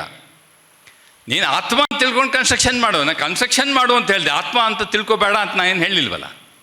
ಸರಿ, ಈ ಥರ ಮಾಡೋ 10 ವರ್ಷ ಮಾಡ್ತಾನೆ, ಹಗಲು ರಾತ್ರಿ. Very good hard worker, very hard worker. ಸರಿ, ಅವನಿಗೆ ಒಂದು ದಿವಸ ಏನಾಗುತ್ತೆ, ಅವನು ಬೆಳಗ್ಗೆ ಹೊತ್ತು ಆಗ ಸ್ವಲ್ಪ ವಯಸ್ಸಾಗ್ತಾ ಇರುತ್ತೆ. ಆವಾಗ ಇವ್ರಿಗೆ ಬೆಳಗ್ಗೆ ಹೊತ್ತು ಇನ್ನೊಬ್ಬರು ಅವ್ರ ಜೊತೆ ಸೇವಕರಿರ್ತಾರೆ, ಮಾಧವಸ್ವಾಮಿ ಅಂತ. ಅವರು ಮತ್ತು ಅಣ್ಣಾಮಲೈ ರಮಣರಿಗೆ ಬೆಳಗ್ಗೆ ಹೊತ್ತು ಸ್ನಾನ ಮಾಡಿಸೋದು. ಅವ್ರಿಗೆ ಅವರಾಗೆ ಮಾಡ್ಕೊಳ್ಳೋ ಅಷ್ಟು ಶಕ್ತಿ ಇರೋದಿಲ್ಲ, ಅದಕ್ಕೆ ಬಾತ್ರೂಮ್ಗೆ ಹೋಗಿ ಬಿಸಿನೀರು ಕಾಸಿ ಸ್ನಾನ ಮಾಡಿಸೋದು. ಸರಿ, ಅವತ್ತಿನ ದಿವಸ ಸ್ನಾನ ಮಾಡಿಸಿದಾಗ ಅವರೊಂದು ಪ್ರಶ್ನೆ ಕೇಳ್ತಾರೆ. ಇವನು ಮಾಧವಸ್ವಾಮಿ ರಮಣರಿಗೆ ಒಂದು ಪ್ರಶ್ನೆ ಕೇಳ್ತಾನೆ. ಈ ಗಾಂಜಾ ಎಲ್ಲ ಸೇರ್ತಾರಲ್ಲ, ಅವ್ರಿಗೇನೋ ಒಂದು ಆನಂದ ಬಂದಂಗೆ ಆಗುತ್ತಲ್ಲ, ಅದು ಸಮಾಧಿನೂ ಒಂದೇನಾ? ಯಾಕೆ ಅವರು ದೇಹ ಪ್ರಜ್ಞೆ ತಪ್ಕೊಂತಾರಲ್ಲ, ತಾತ್ಕಾಲಿಕವಾಗಿ ಒಂದು ಏನೋ ಖುಷಿಯಾಗಿರ್ತಾರೆ ಅವರು, momentary, may be relatively, but still they also lose body consciousness. ಅದಕ್ಕೋಸ್ಕರ ಈ ದೇಹ ಪ್ರಜ್ಞೆ ಇದು ಬೇಕಿತ್ತಾ? ಇಲ್ಲಲ್ಲ, ನಾನು ಇನ್ನೊಂದು 15 ನಿಮಿಷಕ್ಕೆ ನಿಲ್ಲಿಸ್ತೀನಿ, ಫೋಟೋ ತೆಗಿಬೇಡ, ಅದಿತ್ತು ಅದ್ರಲ್ಲಿ ತೆಕ್ಕೋ, ಆಮೇಲೆ ನಾನು ಕೂತ್ಕೊಳ್ತೀನಿ, ಎಷ್ಟು ಬೇಕಾದ್ರೆ ತೆಕ್ಕೋ. ಯಾಕಂದ್ರೆ ನಾನು ಒಂದು ಥಾಟ್ ಫ್ಲೋ ಅಲ್ಲಿ ಹೇಳ್ತಿರ್ತೀನಿ, ಇವರು ನಿನ್ನೆ ನೋಡ್ತಿರ್ತಾರೆ. ಸೊ ಒಂದು 15 ನಿಮಿಷ ತೆಗಿಬೇಡ. I am speaking about life, not any stories. ಅದರಿಂದ ಅವನೇನು ಮಾಡ್ತಾನೆ, ಎಲ್ಲಿದ್ದೆ ನಾನು, ಗಾಂಜಾಕೋರರ ಬಗ್ಗೆ ಮಾತಾಡ್ತಾಯಿದ್ದೆ. ಸರಿ, ಅವನ ದೇಹ ಪ್ರಜ್ಞೆ ತಪ್ಪಲ್ಲ ಅಂತ ಅವಾಗ ಹೇಳ್ತಾರೆ, ಅದು ದೇಹ ಪ್ರಜ್ಞೆ ಬೇರೆ, ಇದು ಬೇರೆ ಅಂತ ಹೇಳ್ತಾರೆ. ಸರಿ, ಅವ್ನಿಗೆ ಎಕ್ಸ್ಪ್ಲೇನ್ ಮಾಡ್ತಾರೆ ಒಂದು 5 ನಿಮಿಷ. ಆಮೇಲೆ ಅವರು ಸ್ನಾನ ಆದಮೇಲೆ ಎದ್ದು ನಿಂತು ಸ್ಟೂಲ್ನಲ್ಲಿ ಕೂತಿರ್ತಾರೆ, ಎದ್ದು ನಿಲ್ತಾರೆ. ಎದುರುಗಡೆ ಅಣ್ಣಾಮಲೈ ನಿಂತಿರ್ತಾನೆ. ಅವ್ರೇನು ಮಾಡ್ತಾರೆ, ಅವ್ರಿಗೆ ಈಗ ಶ್ರೀರಾಮಕೃಷ್ಣ ಕಾರಣ ಅಂತ ತಕ್ಷಣ ಭಗವತ್ ಕಾರಣ ನೆನಪಾಗ್ಬಿಟ್ಟು ಅವರು ಸಮಾಧಿಗೆ ಹೋಗ್ಬಿಡಲ್ವಾ, ಆ ಥರ ಇವೇನು ಮಾಡ್ತಾರೆ, ಅವ್ರು ಆ ಗಾಂಜಾಕೋರ್ನ ಮತ್ತಿನ ಆನಂದ ನೆನಪಾಗುತ್ತೆ ರಮಣರಿಗೆ ಅಂದ್ಬಿಟ್ಟು ಅವನ್ನ ಅಣ್ಣಾಮಲೈನ ತಬ್ಕೊಂಬಿಟ್ಟು ಆನಂದ ಆನಂದ ಆನಂದ ಅಂತ ತಬ್ಕೊಳ್ತಾರೆ ಅವನ್ನ. ಆಮೇಲೆ ಹೊಟ್ಟೋಗ್ಬಿಡ್ತಾರೆ ಹೊರಗಡೆ, ಮಾಧವಸ್ವಾಮಿನೂ ಹೊಟ್ಟೋಗ್ತಾರೆ. ಇವನಿಗೆ ಆನಂದ ಅಂತ 3 ಸಲ ಕೇಳಿದ್ದಷ್ಟೇ ನೆನಪು. Then he loses body consciousness. ಅಣ್ಣಾಮಲೈಗೆ ದೇಹ ಪ್ರಜ್ಞೆ ಇಲ್ಲ. ಅವನು ಎಷ್ಟೊತ್ತಿದ್ದೆ, ಯಾವಾಗ ಅವ್ರು ಹೊರಗೆ ಹೋದ್ರು ಏನೂ ಗೊತ್ತಿಲ್ಲ. 15 ನಿಮಿಷದ ಮೇಲೆ ಅವನು ಅಲ್ಲೇ ಬಾತ್ರೂಮಲ್ಲಿ ಹಾಗೇ ನಿಂತಿದ್ದಾನೆ. He has last body consciousness. ಯಾವಾಗ ಪ್ರಜ್ಞೆ ಬಂತು ನೋಡ್ತಾನೆ, ಎಲ್ಲಿ ರಮಣರು ಯಾರೂ ಇಲ್ಲ. ಅವ್ರಾಗಲೇ ತಿಂಡಿಗೆ ಹೋಗಾಯಿತು, ಅಲ್ಲಿ 7:15 ತಿಂಡಿ, ಆಗಲೇ ತಿಂಡಿ ಶುರುವಾಗಿ 15 ನಿಮಿಷ ಆಗೋಗಿದೆ. ಇವನು ಓಡೋಗಿ ತಿಂಡಿ ತಿಂತಾನೆ. ತಿಂಡಿ ತಿಂದ ತಕ್ಷಣ ಅವನಿಗೇನು ಅನ್ಸುತ್ತೆ ಗೊತ್ತಾ, ನನಗೆ ಇವತ್ತಿಗೆ ನನ್ನ ಎಲ್ಲ ಕರ್ಮ ಆಗೋಯ್ತು. ಅವರೇನು ಹೇಳಲಿಲ್ಲ, ಕರ್ಮ ಬಿಡು ಅಂತನವ್ರು ಹೇಳಲಿಲ್ಲ. ಅವ್ನು ಬಂದಾಗೇನು ಕೇಳಿದ್ದು, ನಾನು ಸೇವ್ ಮಾಡಬೇಕು ಅಂತಿದ್ದೀನಿ ಅಂತ, ನೀನು ಕನ್ಸ್ಟ್ರಕ್ಷನ್ ಮಾಡು ಅಂತ ಹೇಳಿದ್ರು. ಇವತ್ತು ಅವನು ತಪ್ಪಿ ಅವನ ಆನಂದ ಅಂತ ಹೇಳಿದ್ಮೇಲೆ ಯಾವಾಗ ಅವ್ನಿಗೆ ಮೊದಲನೇ ಸಲ ಒಂದು ದೇಹ ಪ್ರಜ್ಞೆ ಕಳ್ಕೊಳ್ಳೋವಂಥ ಅನುಭವ ಮಾಡಿಸ್ಕೊಟ್ರೋ ಅವನಂದ ನಾನು ಬಹುಶಃ ನನ್ನ ಕರ್ಮ ಆಗೋಯ್ತು ಅಂತ. ಅವನು ತಿಂಡಿ ತಿಂದ್ಬಿಟ್ಟು ರಾಮಣ್ಣರು 9ರಿಂದ 10 ಗಂಟೆ ಅವ್ರದ್ದೊಂದು ಹಾಲ್, ಪಬ್ಲಿಕ್ ಹಾಲು, ಒಂದು ನೀವು ಹೋದಾಗೆ ಮೆಡಿಟೇಷನ್ ಹಾಲ್ ಮಾಡ್ಬೋದಲ್ಲ, ಅಲ್ಲಿ ಕೂತಿರ್ತಿದ್ರು. ಅಲ್ಲಿ ಹೋದ. ನನಗೆ ಅನಿಸ್ತಾ ಇದೆ ನಾನು ಇನ್ಮೇಲೆ ಧ್ಯಾನ ಜಪ ಮಾಡಿಕೊಂಡೇ ಇರಬೇಕು ಅಂತ ಅನಿಸ್ತಾ ಇದೆ, ನಾನು ಆಶ್ರಮ ಬಿಡ್ತಾ ಇದ್ದೀನಿ ಅಂದರೆ ಈಗ ಆಲೋಚನೆ ಬಂತು ಅವನಿಗೆ. ಆಶ್ರಮ ಬಿಡೋದು ಅಂತಂದರೆ ಆಶ್ರಮದಲ್ಲಿ ಅಲ್ಲೇನು ನಿಯಮ ಇತ್ತು ಗೊತ್ತಾ? ಆಗ ಆಶ್ರಮದಲ್ಲಿ ಕೆಲಸ ಮಾಡಿದರೆ ಮಾತ್ರ ನಿಮಗೆ ಬೆಳಗ್ಗೆ ಮಧ್ಯಾಹ್ನ ಭಿಕ್ಷೆ. ನೀವು ಕೆಲಸ ಮಾಡಲ್ಲ ಅಂದರೆ ನೀವು ಹೊರಗೆ ಹೋಗಬೇಕು. ನೀವು ಈಗ ನಿಮ್ಮ ಗೌರ್ಮೆಂಟ್ ಸರ್ವೀಸು, ಪೆನ್ಷನ್ನು ಅಲ್ಲ, ನಾವು 30 ವರ್ಷ ಕೆಲಸ ಮಾಡಿದ್ವಿ. ಈಗ NPS ಗಲಾಟೆ ನಡೀತಿದೆ. 2006 ಮುಂದೆ ಅವರು ಪೆನ್ಷನ್ ಕೊಡಬೇಕು ಕೊಡಬಾರ್ದು ಸರ್ಕಾರ ನಡೀತಾ ಇದೆ. ಈಗ ಅವರು ಕೇಸ್ ನಡೀತಾ ಇದೆ. 2006 ಮೇಲೆ ಯಾರು ಎಂಪ್ಲಾಯ್ ಆಗಿದ್ದಾರೆ ಗೌರ್ಮೆಂಟಲ್ಲಿ ಅವರಿಗೆ ಪೆನ್ಷನ್ ಕೊಡಲ್ಲ ಅಂತ ಸರ್ಕಾರ, ಅದಕ್ಕೆ NPS ನ್ಯಾಷನಲ್ ಪೆನ್ಷನ್ ಸ್ಕೀಮ್ ಅಂತ ಮಾಡಿದ್ದಾರೆ. ಅದರಿಂದ ಈ ಥರ ಸ್ಕೀಮ್ ಇರಲಿಲ್ಲ. ಆಗ ಇಷ್ಟು ವರ್ಷ ದಿವಸದ ಭಿಕ್ಷೆ ಕೊಡ್ತೀವಿ, ಇಲ್ಲ ಇವತ್ತು ಕೆಲಸ ಮಾಡು ತಗೋ, ಕೆಲಸ ಮಾಡಲ್ಲ ಆಶ್ರಮದಲ್ಲಿ ನಿಂಗೆ ಭಿಕ್ಷೆ ಇಲ್ಲ. ಇವನಿಗೆ ಹೋಗ್ತೀನಿ ಅಂತ ಹೇಳಿಬಿಟ್ಟ, ಭಿಕ್ಷೆ ಯಾರು ಕೊಡ್ತಾರೆ? ಇವನ ಹತ್ರ ಒಂದು ಬಿಡಿಗೆ ಹಾಸಿಲ್ಲ. ಬಟ್ ಬಂದು ಅವ್ನಿಗೆ ಅನಿಸ್ತು, ಬಂದು ಹೇಳ್ತಾರೆ ರಮಣರಿಗೆ, ಭಗವಾನ್ ನಾನು ಅಲ್ಲಿ ಪಾಲಕೊಟ್ಟು ಅಂತ ಪಕ್ಕದಲ್ಲಿದೆ, ಪಾಲಕೊಟ್ಟು ಅಂತ ಪಕ್ಕದ ಕ್ಯಾಂಪಸ್ಸು, ಅಲ್ಲಿ ಕೆಲವು ಸಾಧಕರು ಒಂದು ಗುಡಿಸಲನ್ನು ಕಟ್ಕೊಂಡು ಬರೀ ಸಾಧನೆ ಮಾಡೋರು ಅಲ್ಲಿರ್ತಿದ್ರು. ಬಂದು ರಮಣರನ್ನು ನೋಡ್ಕೊಂಡವರು ಅವ್ರವ್ರ ಸ್ವಯಂ ಪಾಕ ಮಾಡ್ಕೊಂಡಿರೋರು. ನೀವು ಧ್ಯಾನ ಜಪ ಅಧ್ಯಯನ ಮಾಡಬೇಕು, ಕರ್ಮ ಮಾಡಲ್ಲ, ಪಾಲಕೊಟ್ಟು. ಇಲ್ಲಿ ಭಿಕ್ಷೆ ಬೇಕಾ, ಕೆಲಸ ಮಾಡಬೇಕು. ಸರಿ, ಇವನೇನು ಮಾಡ್ದ, ಆಯಿತು ಪಾಲಕೊಟ್ಟಿಗೆ ಬಂದು, ಭಗವಾನ್ ನನಗೆ ಪಾಲಕೊಟ್ಟಿಗೆ ಹೋಗಿ ಧ್ಯಾನದಲ್ಲಿರ್ತೀನಿ ಅಂತ. ಸರಿ ಅಂದ್ಬಿಡ್ತಾರೆ.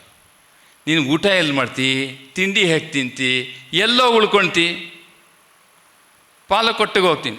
ಪೋ, ತಮಿಳಲ್ಲಿ ಪೋ.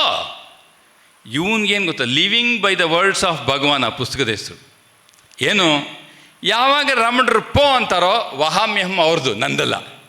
ಇವನ್ಗೆ ಆ ನಂಬಿಕೆ. ಅಣ್ಣಾಮಲೈಗೆ ಭಗವಾನ್ ಹೇಳಿದ್ರು ಅಂದರೆ ನೋಡ್ಕೊಳ್ಳೋರು ಅವರು. ಏನು ಅದ್ಭುತ ಗೊತ್ತಾ, ಗೇಟಿಂದ ಹೊರಗಡೆ ಬರ್ತಾನೆ. ಅವನಿಗೆ ಅವಾಗ ಅವ್ನಿಗೆ ಆಲೋಚನೆ ಬರುತ್ತೆ, ಬಂದುಬಿಟ್ಟೆ ಎಲ್ಲಿ ಹೋಗೋದೀಗ? ಅವ್ರು ಬರೀ ಪೋ ಅಂದರು. ಯಾಕೆ ಹೆಂಗೆ ಹೋಗೋದು, ಸೊಲ್ಲೆ ಇಲ್ಲೇ, ಎಲ್ಲೋಗೋದು ಅಂತ ಹೇಳಲಿಲ್ಲ, ಪೋ ಅಂದರು. ಎಲ್ಲೋದು ಪಾಲಕೊಟ್ಟಲ್ಲಿ ಏನು ಮಾಡೋದು? ಸರಿ, ಗೇಟಿಂದ ಹೊರಗಡೆ ಬಂದ. ಅಲ್ಲಿ ಮುನಗಲ್ ವೆಂಕಟರಾಮಯ್ಯ ಅಂತ ಒಬ್ರು ಇದ್ದಾರೆ ಭಕ್ತರು. ಟಾಕ್ಸ್ ವಿತ್ ರಮಣ ಮಹರ್ಷಿ ಅವರೇ ರೆಕಾರ್ಡ್ ಮಾಡಿರೋದು. ಟಾಕ್ಸ್ ವಿತ್ ಭಗವಾನ್ ಶ್ರೀ ರಾಮಕೃಷ್ಣ ಶ್ರೀ ನಮ್ಮ ಗುರುಗೆ ಬರ್ತಾರಲ್ಲ ರಮಣ ಮಹರ್ಷಿ, ಅವರು ಕಂಪೈಲ್ ಮಾಡಿದ್ದು ಮುನಗಲ್ ವೆಂಕಟರಾಮಯ್ಯ. ಅವರು ಓಡ್ತಾ ಇರ್ತಾರೆ ಎಲ್ಲೋ, ಇವನು ಗೇಟಿಂದ ಒಂದು ಅವರಿಬ್ಬರು ಜೊತೆಗೆ ಸಿಗ್ತಾರೆ. ಅವನು ಹೇಳ್ತಾರೆ, ಅಣ್ಣಾಮಲೈ ಏನೋ ಇಲ್ಲಿ ಅಂತ. ಇಲ್ಲ, ನಾನು ಇವಾಗ ತಾನೇ ಬೆಳಗ್ಗೆ ತಿಂದು ಈಗ ತಾನೇ ರಾಮಣ್ಣರಿಗೆ ಹೇಳ್ತೆ, ಇನ್ಮೇಲೆ ನಾನು ಇರಲ್ಲ ಅಂತ. ಓ, ಭಾಳ ಒಳ್ಳೆಯದು ಅಂತಾರೆ. ಯಾಕೋ, ಈಗ ತಾನೇ ನಂಗೆ ಟೆಲಿಗ್ರಾಮ್ ಬಂತು, ನಾನು ಬಾಂಬೆನಲ್ಲಿ ಯಾರೋ ಸತ್ತೋಗ್ಬಿಟ್ಟಿದ್ದಾರೆ, ಈಗಲೇ ಹೋಗಬೇಕು, ಇನ್ನು 2 ತಿಂಗಳು ಬರಲ್ಲ ಕಣೋ, ನನ್ನ ಗುಡಿಸಲೇ ಇರೋ ಅಂತ ಕೀ ಕೊಟ್ಬಿಟ್ಟು ಏನು ಅಂತ ಕೇಳಿ ಓಡೇಬಿಟ್ಟ ಅವನು. ಇವನು ರಿಯಲೈಸ್ ಮಾಡ್ತಾ ಇದ್ದಾನೆ ಏನಾಗ್ತಾ ಇದೆ ಅಂತ. ಅಷ್ಟೊತ್ತಿಗೆ ಅವನು ವೆಂಕಟರಮಣ ನನ್ನ ಕೀ ಕೊಟ್ಬಿಟ್ಟು, ನನ್ನ ಕೋಣೆಯಲ್ಲಿರೋ ಯಾರೂ ಇಲ್ಲ, ನೀವು ಬಂದಿದ್ದು ಒಳ್ಳೇದಾಯ್ತು, ಎಂಥ ಸಮಯ ಕರೆಕ್ಟಾಗಿ ಹೇಳಿದ, ತಗೋ. ಸರಿ, ಅವನು ಹೋಗಿ ತೀರ್ತಾನೆ. ಅಷ್ಟೊತ್ತಿಗೆ ಇವನು ಆಲೋಚನೆ ಮಾಡಿದ, ಭಿಕ್ಷೆಗೆ ಏನು ಮಾಡೋದು? ನಾನು ಇದೆಲ್ಲ ಕೇಳಲಿಲ್ಲ, ರಾಮಣ್ಣರನ್ನ ಕೇಳಬೇಕಿತ್ತಲ್ವ, ಎಲ್ಲಿ ಊಟ ಮಾಡ್ಲಿಕ್ಕೆ ಕೇಳಬೇಕಿತ್ತು, ಏನು ಮಾಡ್ಲಿಕ್ಕೆ ಕೇಳಬೇಕಿತ್ತು. ಗುಡಿಸಲು ಸಿಕ್ತು, ಇರೋಕ್ಕೊಂದು ಮನೆ ಸಿಕ್ತು, ಊಟ. ಆಶ್ರಮಕ್ಕೆ ಹೋಗೋಂಗಿಲ್ಲ, ಕೆಲಸ ಮಾಡಲ್ಲ, ಭಿಕ್ಷೆ ಬೇಡಬೇಕಾ, ಪರ್ಮಿಷನ್ ಕೇಳಲಿಲ್ಲ.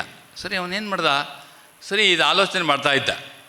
ಅಷ್ಟೊತ್ತಿಗೆ ಸ್ವಾರಸ್ಯ, ಒಬ್ಬ ಅಡುಗೆ ಭಟ್ಟ ಚಾಡ್ವಿಕ್, ಮೇಜರ್ ಚಾಡ್ವಿಕ್ ಅಂತ ಅಲ್ಲಿ ವಾಸ ಮಾಡ್ತಿರ್ತಾನೆ. ಅವನು is also western disciple of Ramana. ಅವನು ಅಡುಗೆ ಭಟ್ಟನ್ನು ಕಳಿಸ್ಬಿಟ್ಟು, ಸಾಮಾನೆಲ್ಲ ಸ್ಟವ್ ಎಲ್ಲ ಕಳಿಸ್ಬಿಟ್ಟು, ಇವತ್ತು ಅಣ್ಣಾಮಲೈಗೆ ಅಡುಗೆ ಮಾಡಿಕೊಟ್ಟು ಬಾ ಅಂತ ಕಳಿಸ್ಕೊಡ್ತಾನೆ. ಆಮೇಲೆ ಅವನು ಹೆಂಗೆ ಕಳಿಸ್ಕೊಟ್ಟ ಗೊತ್ತಾ, ಅವನು ಹೋಗಿ ರಾಮಣ್ಣರ ಮುಂದೆ ಧ್ಯಾನ ಕೂತಿದ್ದಾನೆ. ನಿಂಗೆ ಬರೀ ಅಣ್ಣಾಮಲೈ ಫೋಟೋನೇ ಬರ್ತಾಯಿದೆ ತಲೆ ಒಳಗೆ. ಧ್ಯಾನ ಮಾಡೋಕ್ಕಾಗ್ತಿಲ್ಲ. ನೀ ಯಾರು, ಎಲ್ಲ ನೀ ಯಾರೂ ಇಲ್ಲ, ನೀ ಅಣ್ಣಾಮಲೈ ವ್ಯವಸ್ಥೆ ಕೊಂಡು ಪಡೋನು. ಅಣ್ಣಾಮಲೈ ಚಿಂತೆ ಬರ್ತದೆ. ಇವನು ಹೇಳ್ತಾರೆ, ಇವತ್ತೇನು ಮೆಡಿಟೇಷನ್ ಆಗಲಿ ಹೋಗತ್ಲಾಗಿ ಅಂತ ಎದ್ಬಿಟ್ಟು ಅವ್ನು ರೂಮ್ಗೆ ಹೋಗ್ತಾ ಇದ್ದ. ಅವಾಗ ಹೇಳ್ತಾರೆ, ಅಣ್ಣಾಮಲೈ ಆಶ್ರಮ ಬಿಟ್ಟು ಬಿಟ್ಟಿದ್ದಾನೆ ಅಂತ ಒಂದು ಸರ್ವೆಂಟ್ ಹೇಳ್ತಾರೆ. ಓ, ಅದಕ್ಕೆ ರಾಮಣ್ಣರು ನನಗೆ ಅಣ್ಣಾಮಲೈ ಚಿತ್ರ ನನ್ನ ತಲೆಯಲ್ಲಿ ಬರ್ತಿತ್ತು, ಓಡೋಗಿ 11:15 ಇಲ್ಲಿ ಬೆಲ್ ಆಗುತ್ತೆ, ಅವನಿಗೂ 11:15 ಊಟ ಆಗಬೇಕು. ಇಲ್ಲಿ ಆಶ್ರಮದಲ್ಲಿ 11:15 ಊಟ. ಅಣ್ಣಾಮಲೈಗೆ ಇಷ್ಟು ವರ್ಷ ಕೆಲಸ ಮಾಡಿದ್ದಾನೆ, ಅವನಿಗೂ 11:15 ನೋಡಿ. ನಾವು ಚಿಂತೆ ಮಾಡಿದ್ವಿ, ಅವನ ವ್ಯವಸ್ಥೆ ಯಾರೋ ಚಾಡ್ವಿಕ್ಕಿಗೆ ತಲೆ ಒಳಗಡೆ ಬಂದು ಅವ್ನು ಸೀದಾ ಕಳಿಸ್ದ. ಅವತ್ತು ಅಡುಗೆ ಎಲ್ಲ ಮಾಡ್ದ. ಆಮೇಲೆ ಅವ್ನು ಹೇಳ್ತಾನೆ, ಚಾಡ್ವಿಕ್ ಹೇಳ್ತಾನೆ, ನಿನ್ನ ಊಟ ಜಾಬ್ ಪ್ರತಿ ದಿವಸ ಬಂದು ಅವನ ಅಡುಗೆ ಮನೆಯಲ್ಲಿ ಅವ್ನು ಸ್ಟವ್ ಎಲ್ಲ ಕೊಟ್ಬಿಟ್ಟು ನೀನು ನಾಳೆಯಿಂದ ನೀನು ಅಡುಗೆ ಮಾಡ್ಕೋ, ಪ್ರತಿ ತಿಂಗಳು ನಿಂಗೆ 50 ರೂಪಾಯಿ ನಾ ಕೊಡ್ತೀನಿ, 50 ರೂಪೀಸ್ ನಿನ್ನ ರೇಷನ್ ಎಲ್ಲ ತಗೋ. ಅವ್ನು ಎಲ್ಲ ನೋಡ್ಕೊಂಡು 50.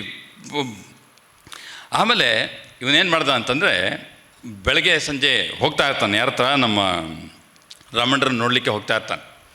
ಆಗ ಇವರು ಒಂದು ಕೇಳ್ತಾರೆ, ರಾಮಣ್ಣರು ಒಂದು ಮಾತು ಹೇಳ್ತಾರೆ, ಭಗವಾನ್ ಯಾರತ್ತೂ ಯಾವತ್ತೂ ನೀನು ಏನು ಕೇಳೋ ಹಾಗಿಲ್ಲ, don't ask anything with anybody, ಯಾರ ಹತ್ರನೂ ಏನೂ ಕೇಳಿ, ನೀನು ಕೈ ಚಾಚಬೇಡ ಯಾರ ಹತ್ರನೂ. ಸರಿ ಹ್ಞೂ ಅಂದ್ಬಿಟ್ಟ. ಪ್ರಾಬ್ಲಮ್ ಏನಾಯ್ತು ಗೊತ್ತಾ, ಈ ಚಾಡ್ವಿಕ್ಕು 6 ವರ್ಷಗಳ ಕಾಲ ಪ್ರತಿ ತಿಂಗಳು 50 ರೂಪಾಯಿ ಕೊಡ್ತಾ ಇರ್ತಾನೆ. 6 ವರ್ಷ ಆದಮೇಲೆ ಏನಾಯಿತು, ನಮ್ಮಂಥವ್ರಲ್ಲಿ ಸ್ವಲ್ಪ ಇರ್ತಾಯಿದ್ದು, ನಾವೆಲ್ಲ ಕಡೆನೇ ಇರಬೇಕಲ್ವಾ. ಅಲ್ಲಿ ಮ್ಯಾನೇಜರ್ ಸರ್ವಾಧಿಕಾರಿ ಯಾರು ಗೊತ್ತಾ, ಚಿನ್ನಸ್ವಾಮಿ ಅಂತ, ಅವ್ರ ರಮಣ ಮಹರ್ಷಿಗಳ ತಮ್ಮ. ಅವಳ ತಾಯಿ ದೇಹ ಬಿಡೋತ್ತಿಗೆ ರಮಣರನ್ನು ಒಂದು ಕೇಳ್ತಾರೆ, ನೋಡು ನೀನೇನೋ ಮುಕ್ತನಾಗ್ಬಿಟ್ಟೆ, ಇವನು ಕೈ ಬಿಡೋ ಹಾಗಿಲ್ಲ ಅಂತ ಮಾತು ತೊಗೊಳ್ತಾರೆ ರಮಣರ ಹತ್ರ. ಅದಕ್ಕೆ ಅವನಿಗೆ ಸನ್ಯಾಸ ಕೊಟ್ಟುಬಿಟ್ಟು, ಸನ್ಯಾಸ ಅಂದರೆ ಫಾರ್ಮಲ್ ಸನ್ಯಾಸ ಅಲ್ಲದೆ ಇದ್ದರು, ಸನ್ಯಾಸ ಅವ್ರ ಮನೆ ತಂದವರೇ ಈಗೆಲ್ಲ ಪ್ರೆಸಿಡೆಂಟ್ ಆಗೋದು. ರಮಣರ ತಮ್ಮನ ಮಕ್ಕಳೇ ಸರ್ವಾಧಿಕಾರಿ, ಅದು ನಿಯಮ ರಮಣರದ್ದು. ಸರಿ ಅವನೇನು ಮಾಡ್ದ, ಅವನಿಗೆ ಸರ್ವಾಧಿಕಾರಿ ಕೊಟ್ಬಿಟ್ರು, ಅಂದರೆ is the manager of Ramana ಆಶ್ರಮ. ಈ ಚಾಡ್ವಿಕ್ ಎಲ್ಲಿದ್ದು, ರಮಣರ ಆಶ್ರಮದಲ್ಲಿ.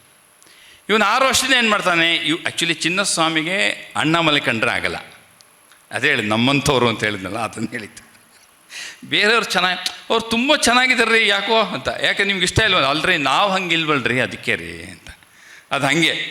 ಅದಕ್ಕೆ ಇವನು ಅಣ್ಣಾಮಲೈಗೆ ಭಗವಾನ್ರೇ ನೇರವಾಗಿ ಕೆಲಸ ಹೇಳ್ತಿದ್ದು. ಇವನು ಚಿನ್ನಸ್ವಾಮಿದು ಒಂದು ಸರ್ವಾಧಿಕಾರಿ ಇಲ್ಲೋ, ಅವನ ಇದನ್ನು ಪವರ್ನ ಅವನ ಮೇಲೆ ತೋರ್ಸೋಕ್ಕಾಗ್ತಿರ್ಲಿಲ್ಲ. ತುಂಬ ಇನ್ಸಿಡೆಂಟ್ಸ್ ಇದೆ, ಬೇರೆ ಟೈಮ್ನಲ್ಲಿ ಹೇಳೋಣ. ಅದಕ್ಕೆ ಅವನೇನು ಮಾಡ್ದ, ಈ want to somehow tackle this Annamalai. ಅವನೇನು ಮಾಡ್ದ, ಚಾಡ್ವಿಕ್ ಬಂದು ಹೇಳ್ದ, ಯಾವುದೇ ಕಾರಣಕ್ಕೂ ಅಣ್ಣಾಮಲೈಗೆ ತಿಂಗಳಿಗೆ 50 ರೂಪಾಯಿ ಕೊಡೋಂಗಿಲ್ಲ, ನೀನು ಕೊಡಬೇಕಾ, ನನ್ನ ಆಶ್ರಮದಿಂದ ಹೊರಗೆ ಹೋಗು, ಯಾಕೆ ನಾನು ಅಧಿಕಾರಿ. ಇದಕ್ಕೆಲ್ಲ ರಾಮಣ್ರನ್ನ ಕೇಳೋಂಗಿಲ್ಲ. ಆಶ್ರಮದಲ್ಲಿರೋದು guest house, construction, finance comes under me. ನೀನು ನಮ್ಮ ಆಶ್ರಮದಲ್ಲಿರಬೇಕಾ, ಅಣ್ಣಾಮಲೈಗೆ ಸಪೋರ್ಟ್ ಮಾಡಬೇಡ, ಅವ್ನಿಗೆ ಸಪೋರ್ಟ್ ಮಾಡಬೇಕಾ, ಜಾಗ ಖಾಲಿ ಮಾಡು. ಸರಿ ಅಣ್ಣಾಮಲೈಗೆ ಸರಿ ಇವನು ಬಂದು ಚಾಡ್ವಿಕ್ ಕೇಳ್ತಾನೆ, ಈಗ ಇವನ ಹತ್ರ ಯಾಕಪ್ಪ. ಸರಿ ಇವನಿಗೆ ಭಾಳ ದುಃಖ ಆಗಿಬಿಡುತ್ತೆ. ಅವನೇನು ಮಾಡ್ದ, ಬಂದು ಭಗವಾನ್ರ ಹತ್ರ ಹೇಳ್ದ. ಭಗವಾನ್ ಭಾಳ ಬುದ್ಧಿವಂತರು, ಆಮೇಲೆ ಡೇಂಜರಸ್ ಕೂಡ ಅವರು. ಎನಿ ಪ್ರಾಬ್ಲಮ್ ಸೊಲ್ಯೂಷನ್ ಕೊಡಲ್ಲ ಅವರು. ಅವನು ಬಂದು ಕೇಳ್ತಾನೆ, ಇಷ್ಟು ದಿವಸ ನಾನು 50 ರೂಪಾಯಿ ಕೊಡ್ತಾಯಿದ್ದೆ ಪ್ರತಿ ತಿಂಗಳು ರೇಷನ್ಗೆ ಅಂತ, ಚಿನ್ನಸ್ವಾಮಿ ಗಲಾಟೆ ಮಾಡ್ತಾನೆ ಕೊಡಬೇಡ ಅಂತ, ಏನು ಮಾಡಲಿ. ಅವ್ರು ಹೇಳ್ತಾನೆ, ನೀನು ಯಾರು ಅವ್ನು ಕೊಡೋಕ್ಕೆ, ನೀ ಯಾರು. ಅವ್ರು ಅಣ್ಣಾಮಲೈ ಕೇಳ, ಇವನು ಚಿನ್ನಸ್ವಾಮಿ ಕೇಳ, ನೀ ಯಾರೇ ಕುಡುಕಿದ್ಕೆ, ನೀ ಯಾರೇ ಕೊಡೋಕ್ಕೆ, ಅಷ್ಟು ಹೇಳಿ ಹೊಟ್ಟೋಗ್ಬಿಟ್ರು. ಓ ಹಾಗಾದ್ರೆ ಕೊಡಬಾರ್ದು ಅಂತ ಆಯಿತು. ಸರಿ ಏನು ಮಾಡೋದು, ಬಂದು ಹೇಳ್ತಾನೆ, ಅಣ್ಣಾಮಲೈ ನಾಳೆಯಿಂದ ನಿನಗೆ ನಂದು ದುಡ್ಡಿಲ್ಲ. ಇವನಿಗೆ ಧಸಕ್ಕಂತ, ಏನಪ್ಪ ಮತ್ತೆ ಭಿಕ್ಷೆ. ಸರಿ ಆವಾಗ ಅವನು ಮತ್ತೆ ಸಂಜೆ ಬಂದು ಅಲ್ಲಿ ನಿಂತ್ಕೊಳ್ತಾನೆ. ಬಂದು ಅಲ್ಲಿ ಈಗ ಅವನು ಏನು ಕೇಳಬೇಕು, ನಾಳೆಯಿಂದ ನಾನು ಭಿಕ್ಷೆಗೆ ಹೋಗಬೇಕಾ ಅಂತ ಪರ್ಮಿಷನ್ ಕೇಳೋಕ್ಕೆ ಬರ್ತಾನೆ. ಭಗವಾನ್ ನಾಳೆಯಿಂದ ಭಿಕ್ಷೆಗೆ ಹೋಗೋಣ, ನಾಳೆ ಭಿಕ್ಷೆಗೆ ಹೋಗಬೇಕಾ ಅಂತ ಕೇಳ್ತಾನೆ. ಇವರೇನು ಹೇಳ್ತಾರೆ, ಸುಮ್ಮನೆ ಗೋಡೆಯಲ್ಲಿ ಯಾರನ್ನೂ ನೋಡಿದ್ರೆ ಸುಮ್ಮನೆ ನೋಡ್ತಾ ಇರ್ತಾರೆ. 5 ನಿಮಿಷ ಆಯಿತು, 10 ನಿಮಿಷ, 15 ನಿಮಿಷ, ಏನು ಉತ್ತರ ಇಲ್ಲ. ಅವಾಗ ಇವನೇ ಅಂದ್ಕೊಂಡ, ನಾನು ಭಿಕ್ಷೆಗೆ ಹೋಗಬಾರ್ದು ಅಂತ. ಇದು ಹ್ಞೂ ಅಂದಿದ್ರೆ ಅವ್ರು ತಲೆ ಎಲ್ಲ ಆಡ್ಸೋರು, ಪೋ ಅಂತ ಹೇಳೋರು. ಏನೂ ಹೇಳ್ತಾ ಇಲ್ಲ ಅಂತಂದರೆ ಏನು ಮಾಡಬೇಕು, ನಾನು ಭಿಕ್ಷೆಗೆ ಹೋಗ್ಬೇಕು. ಅವ್ರು ಯಾವತ್ತೇ ಹೇಳಿದ್ರು, ಯಾರಿಗೂ ಕೈ ಚಾಚಬೇಡ ಅಂತ ಹೇಳಿದ್ರಲ್ಲ, ಮರ್ತೋಗಿದ್ದೆ ಅವನು, ನಮ್ಮಂಥವನು ಮರ್ತೋಗ್ಬಿಟ್ಟ. ಅದಕ್ಕೆ ಒಂದು ಭಿಕ್ಷೆ ಕೇಳಬೇಕಾ, ಅವ್ರಿಗೆ ಏನೂ ಉತ್ತರಗಳು, ಸುಮ್ಮನೆ ಕೂತಿದ್ರು. ಒಂದು 15 ನಿಮಿಷ ಕೂತಿದ್ದ, ಆಮೇಲೆ ಎದ್ದು ನಿಂತ್ಕೊಂಡ. ಹೋಗ್ಬೇಕು ಇನ್ನು ಇವರು ಬೇಡ ಅಂಥೇಳಿ, ನಾಳೆ ಹಂಗಾರೆ ಏನೋ ಗೊತ್ತಿಲ್ಲ. ಸರಿ ಇನ್ನೇನು ಹೋಗಬೇಕು ಅಂತಂದ. ಅವ್ರು ಹೇಳಿದ್ರು, ಇಷ್ಟೋ ತನಕ ಕೂತಿದ್ದೆಲ್ಲ, ಈಗ ಯಾಕೋ ನಿಂತಿದ್ದೆ, ಕೂತ್ಕೊಳ್ಳೋ ಅಂದರು. ಮತ್ತೆ ಎದ್ದು ನಿಂತ್ಕೊಂಡು ಮತ್ತೆ ಕೂತ್ಕೊಂಡ. ಒಂದು 10 ನಿಮಿಷ ಆಯಿತು. ಅಲ್ಲಿ ಆರ್ಮುಗಮ್ ಅಂತ, ಅಲ್ಲಿ ಕನ್ಸ್ಟ್ರಕ್ಷನ್ ಇನ್ನೊಬ್ಬ ಅಸಿಸ್ಟೆಂಟು, ಆರ್ಮುಗಮ್ಮು ಬಾಗಿಲತ್ರ ಬರ್ತಾನೆ. ಬಂದುಬಿಟ್ಟು ಅವನು ಆರ್ಮುಗಮ್ ಬಂದಾಗ ರಮಣರು ಹೇಳ್ತಾರೆ, ನೀವು ಹೊರಡ್ಬೋದು ಅಂತ. ಇವನು ಹೊರಗಡೆ ಬಂದಾಗ ಅವನೇನು ಮಾಡಿದ್ದಾನೆ, ಅಣ್ಣಾಮಲೈಗೆ ಅಕ್ಕಿ ಕೊಡಬೇಕು ಅಂಥೇಳಿ ಹೆಗಲ ಮೇಲೆ ಒಂದು ಮೂಟೆ ಅಕ್ಕಿ ತೊಗೊಂಡು ಬಾಗಿಲಿಟ್ಟ. ಯಾಕೆ ತಂದರೆ ಅಂದರೆ, ನಂಗೆ ತುಂಬ ದಿವಸದಿಂದ ಅನಿಸ್ತು ನಿಂಗೇನೋ ಕೊಡಬೇಕು ಅಂತ, ಅದು ಇವತ್ತೇ ಕೊಡಬೇಕು ಅಂತ ಅನಿಸ್ತಾ ಇದೆ, ಈ ಅಕ್ಕಿ ತೊಗೊಂಡೋಗು ಅಂತ. ನಾಳೆಯಿಂದ ಭಿಕ್ಷೆ ನಿಲ್ತಾ, ಒಂದು ಚಾರ್ವಿಕ್ ಕೊಡಲ್ಲ. ರಾಮಣ್ರು ಆಗಲೇ ಅವ್ನು ಚಿಂತನೆ ಮಾಡಿದ್ದಾರೆ ಇವನಿಗೊಂದು ಅಂತ. ಅದು ಆರ್ಮುಗಮ್ ಅಕ್ಕಿ ಕೊಟ್ಟ, ಹೆಗಲ ಮೇಲೆ ಅಕ್ಕಿ ತೊಗೊಂಡೋದ. ಮತ್ತು ವೆರಿ ನೆಕ್ಸ್ಟ್ ಡೇ, ಮಾರನೇ ದಿವಸ ಪೋಸ್ಟ್ ಆಫೀಸ್ ಅಂತಂದು ಒಂದು ₹3 ಮನಿ ಆರ್ಡರ್ ಕೊಡ್ತಾನೆ ಅಣ್ಣಾಮಲೈಗೆ. ಯಾರು ಕೊಟ್ಟಿದ್ದು? ಆಮೇಲೆ ಅದು ಕೆಳಗಡೆ ಹುಡುಕಿ ನೋಡ್ತಾನೆ. ಆಮೇಲೆ ಏನಾಗಿದೆ ಸ್ಟೋರಿ, ಯಾರೋ ಒಬ್ಬ ವ್ಯಕ್ತಿ ದೂರದಲ್ಲಿ ಅವನು ಧ್ಯಾನಕ್ಕೆ ಕೂತಾಗ ಯಾರೋ ಒಬ್ಬರು ಪೇಪರ್ ಮೇಲೆ ಅಣ್ಣಾಮಲೈ ಪಾಲಿಕೊಟ್ಟು ಅಂತ ಬರಿತಾ ಇದ್ದಾರೆ. ತಕ್ಷಣ ಅವನು ಪೋಸ್ಟ್ ಆಫೀಸ್ಗೆ ಹೋಗಿ ₹3 ಅಣ್ಣಾಮಲೈ ಪಾಲಿಕೊಟ್ಟು ಎಲ್ಲಿದೆ ಅಂತ ಗೊತ್ತಿಲ್ಲ, ಅಲ್ಲಿಗೆ ಒಂದು ಮನಿ ಆರ್ಡರ್ ಮಾಡ್ದ. ಆ ಪಾಲಿಕೊಟ್ಟು ಒಂದು ಪೋಸ್ಟ್ ಆಫೀಸ್ ಒಂದು ಅಣ್ಣಾಮಲೈಗೆ ತಂದು ದುಡ್ಡು ಕೊಡ್ತಾನೆ. ₹3 ನಿಂಗಿಂತ ಯಾವನೋ ಕೊಟ್ಟಿದ್ದಾನೆ ಅಂತ. ಯಾವತ್ತು ಚಾಡ್ವಿಕ್ ದುಡ್ಡಿಡಿಸ್ತೋ ಅವತ್ತು ಅವ್ರೇನು ಹೇಳಿದ್ರು, ಯಾರನ್ನೂ ಕೇಳಬೇಡ. ಅದಕ್ಕೆ ಅವನು ಹೇಳ್ತೀವಿ, ಯಾವತ್ತು ಕೇಳಿದ್ದೀನಿ, ಭಿಕ್ಷೆಗೆ ಹೋಗಬೇಡ ಅಂತಂದರು. ಆರ್ಮುಗಮ್ ತಂದು ಕೊಡ್ತಾನೆ. ಆಮೇಲೆ ಅವನು ಇನ್ನೂ ಏನು ಗೊತ್ತಾ, ಇವನು ಮನೆಗೆ ಬಂದು ಎಲ್ಲ ಇದಾಗಿ ಈ ವ್ಯವಸ್ಥೆ ಆಗೋ ಸಮಯದಲ್ಲಿ ಮನೆ ಒಂದು ಗುಡಿಸು ಸ್ವಲ್ಪ ಚಿಕ್ಕದು, ಕೆಲವರೆಲ್ಲ ಬಂದಲ್ಲಿ ಸ್ವಲ್ಪ ಮಧ್ಯಾಹ್ನ ರೆಸ್ಟ್ ತೊಗೊಳ್ಳೋದು ಎಲ್ಲ ಮಾಡ್ತಿರ್ತಾರೆ. ಅವಾಗ ಇವನು ಆರ್ಮುಗಮ್ಮು ಇವರೆಲ್ಲ ಬಂದಿರ್ತಾರೆ. ಅವ್ರು ಹೇಳ್ತಾರೆ, ಏನೋ ನಿಂಗೊಂದು ಸುಮ್ಮನೆ ಇಲ್ಲಿ ಹೊರಗಡೆ ಒಂದು ಶೆಡ್ ಹಾಕಿದ್ರೆ ಸ್ವಲ್ಪ ಎಲ್ಲರೂ ಹೊರಗಡೆ ಕೂತ್ಕೋಬೋದಲ್ಲೋ ಅಂತ. ಆವಾಗ ರಾಮಣ್ಣರಲ್ಲಿ ನಡ್ಕೊಂಡು ಹೋಗ್ತಾ ಇರ್ತಾರೆ. ಅವ್ರು ಬಂದು ನೋಡ್ತಾರೆ, ಏನು ಮನೆ ಕಟ್ಟಬೇಕು ಅಂತ ಹೇಳ್ತಾ ಇದ್ದೀರಾ ಅಂತಾರೆ. ಮನೆ ಕಟ್ಟಬೇಕು ಅಂತಲೂ ಅಣ್ಣಾಮಲೈ ಹತ್ರ ದುಡ್ಡಿಲ್ಲ, ಮನೆ ಕಟ್ಟೋಕ್ಕೆ ಆರ್ಮುಗಮ್ ಹತ್ರನೂ ದುಡ್ಡಿಲ್ಲ. ಯಾವಾಗ ರಾಮಣ್ಣ ಹೇಳ್ತಾರೆ ಮನೆ ಕಟ್ಟಬೇಕು ಅಂತಿದ್ಯಾನೋ ಅಂದಾಗ ಆರ್ಮುಗಮ್ ಹ್ಞೂ ಅಂತ. ಅವ್ರು ಕೇಳ್ತಾ ಇದ್ರು ಹ್ಞೂ ಅಂತ. ಅಣ್ಣಾಮಲೈ ಒಂದು ಕಾಸಿಲ್ಲ, ಮನೆ ಕಟ್ಟಕ್ಕೆ ಯಾರೋ ದುಡ್ಡು ಕೊಡ್ತಾರೆ? ಇಲ್ಲ, ಭಗವಾನ್ರು ಹೇಳ್ಬಿಟ್ರಲ್ಲ. ಆಮೇಲೆ ಶೀರ್ ಇನ್ಸಿಡೆನ್ಸ್, ಬೇರೆ ಇನ್ಸಿಡೆನ್ಸ್ ಆಗುತ್ತೆ. ನಾನು ಕಟ್ ಶಾರ್ಟ್ ಮಾಡ್ತೀನಿ. 12:35 ಆಯಿತು. ಅವ್ರು 12:35 ಬರ್ದಿಯಾರ ಇಲ್ಲಿ. ಎಲ್ಲ ಆದಮೇಲೆ ಅವ್ನು ಮನೆ ಕಟ್ತಾನೆ. ಅವನಿಗೆ ಯಾವಾಗ ದುಡ್ಡು ಬೇಕೋ ಸರಿಯಾಗಿ ಯಾರೋ ತಂದು ಕೊಡ್ತಾನೆ, ಮನೆಯೆಲ್ಲ ಕಟ್ತಾನೆ. ಆಮೇಲೆ ಫೈನೆಸ್ಟ್ ಪಾರ್ಟ್ ಎಲ್ಲಿ ಬರುತ್ತೆ ಲಾಸ್ಟಲ್ಲಿ, ಒಂದು ಅಣ್ಣಾಮಲೈದು ಎಲ್ಲ ಆದಮೇಲೆ ಅವನು ಏನು ಮಾಡ್ತಾನೆ,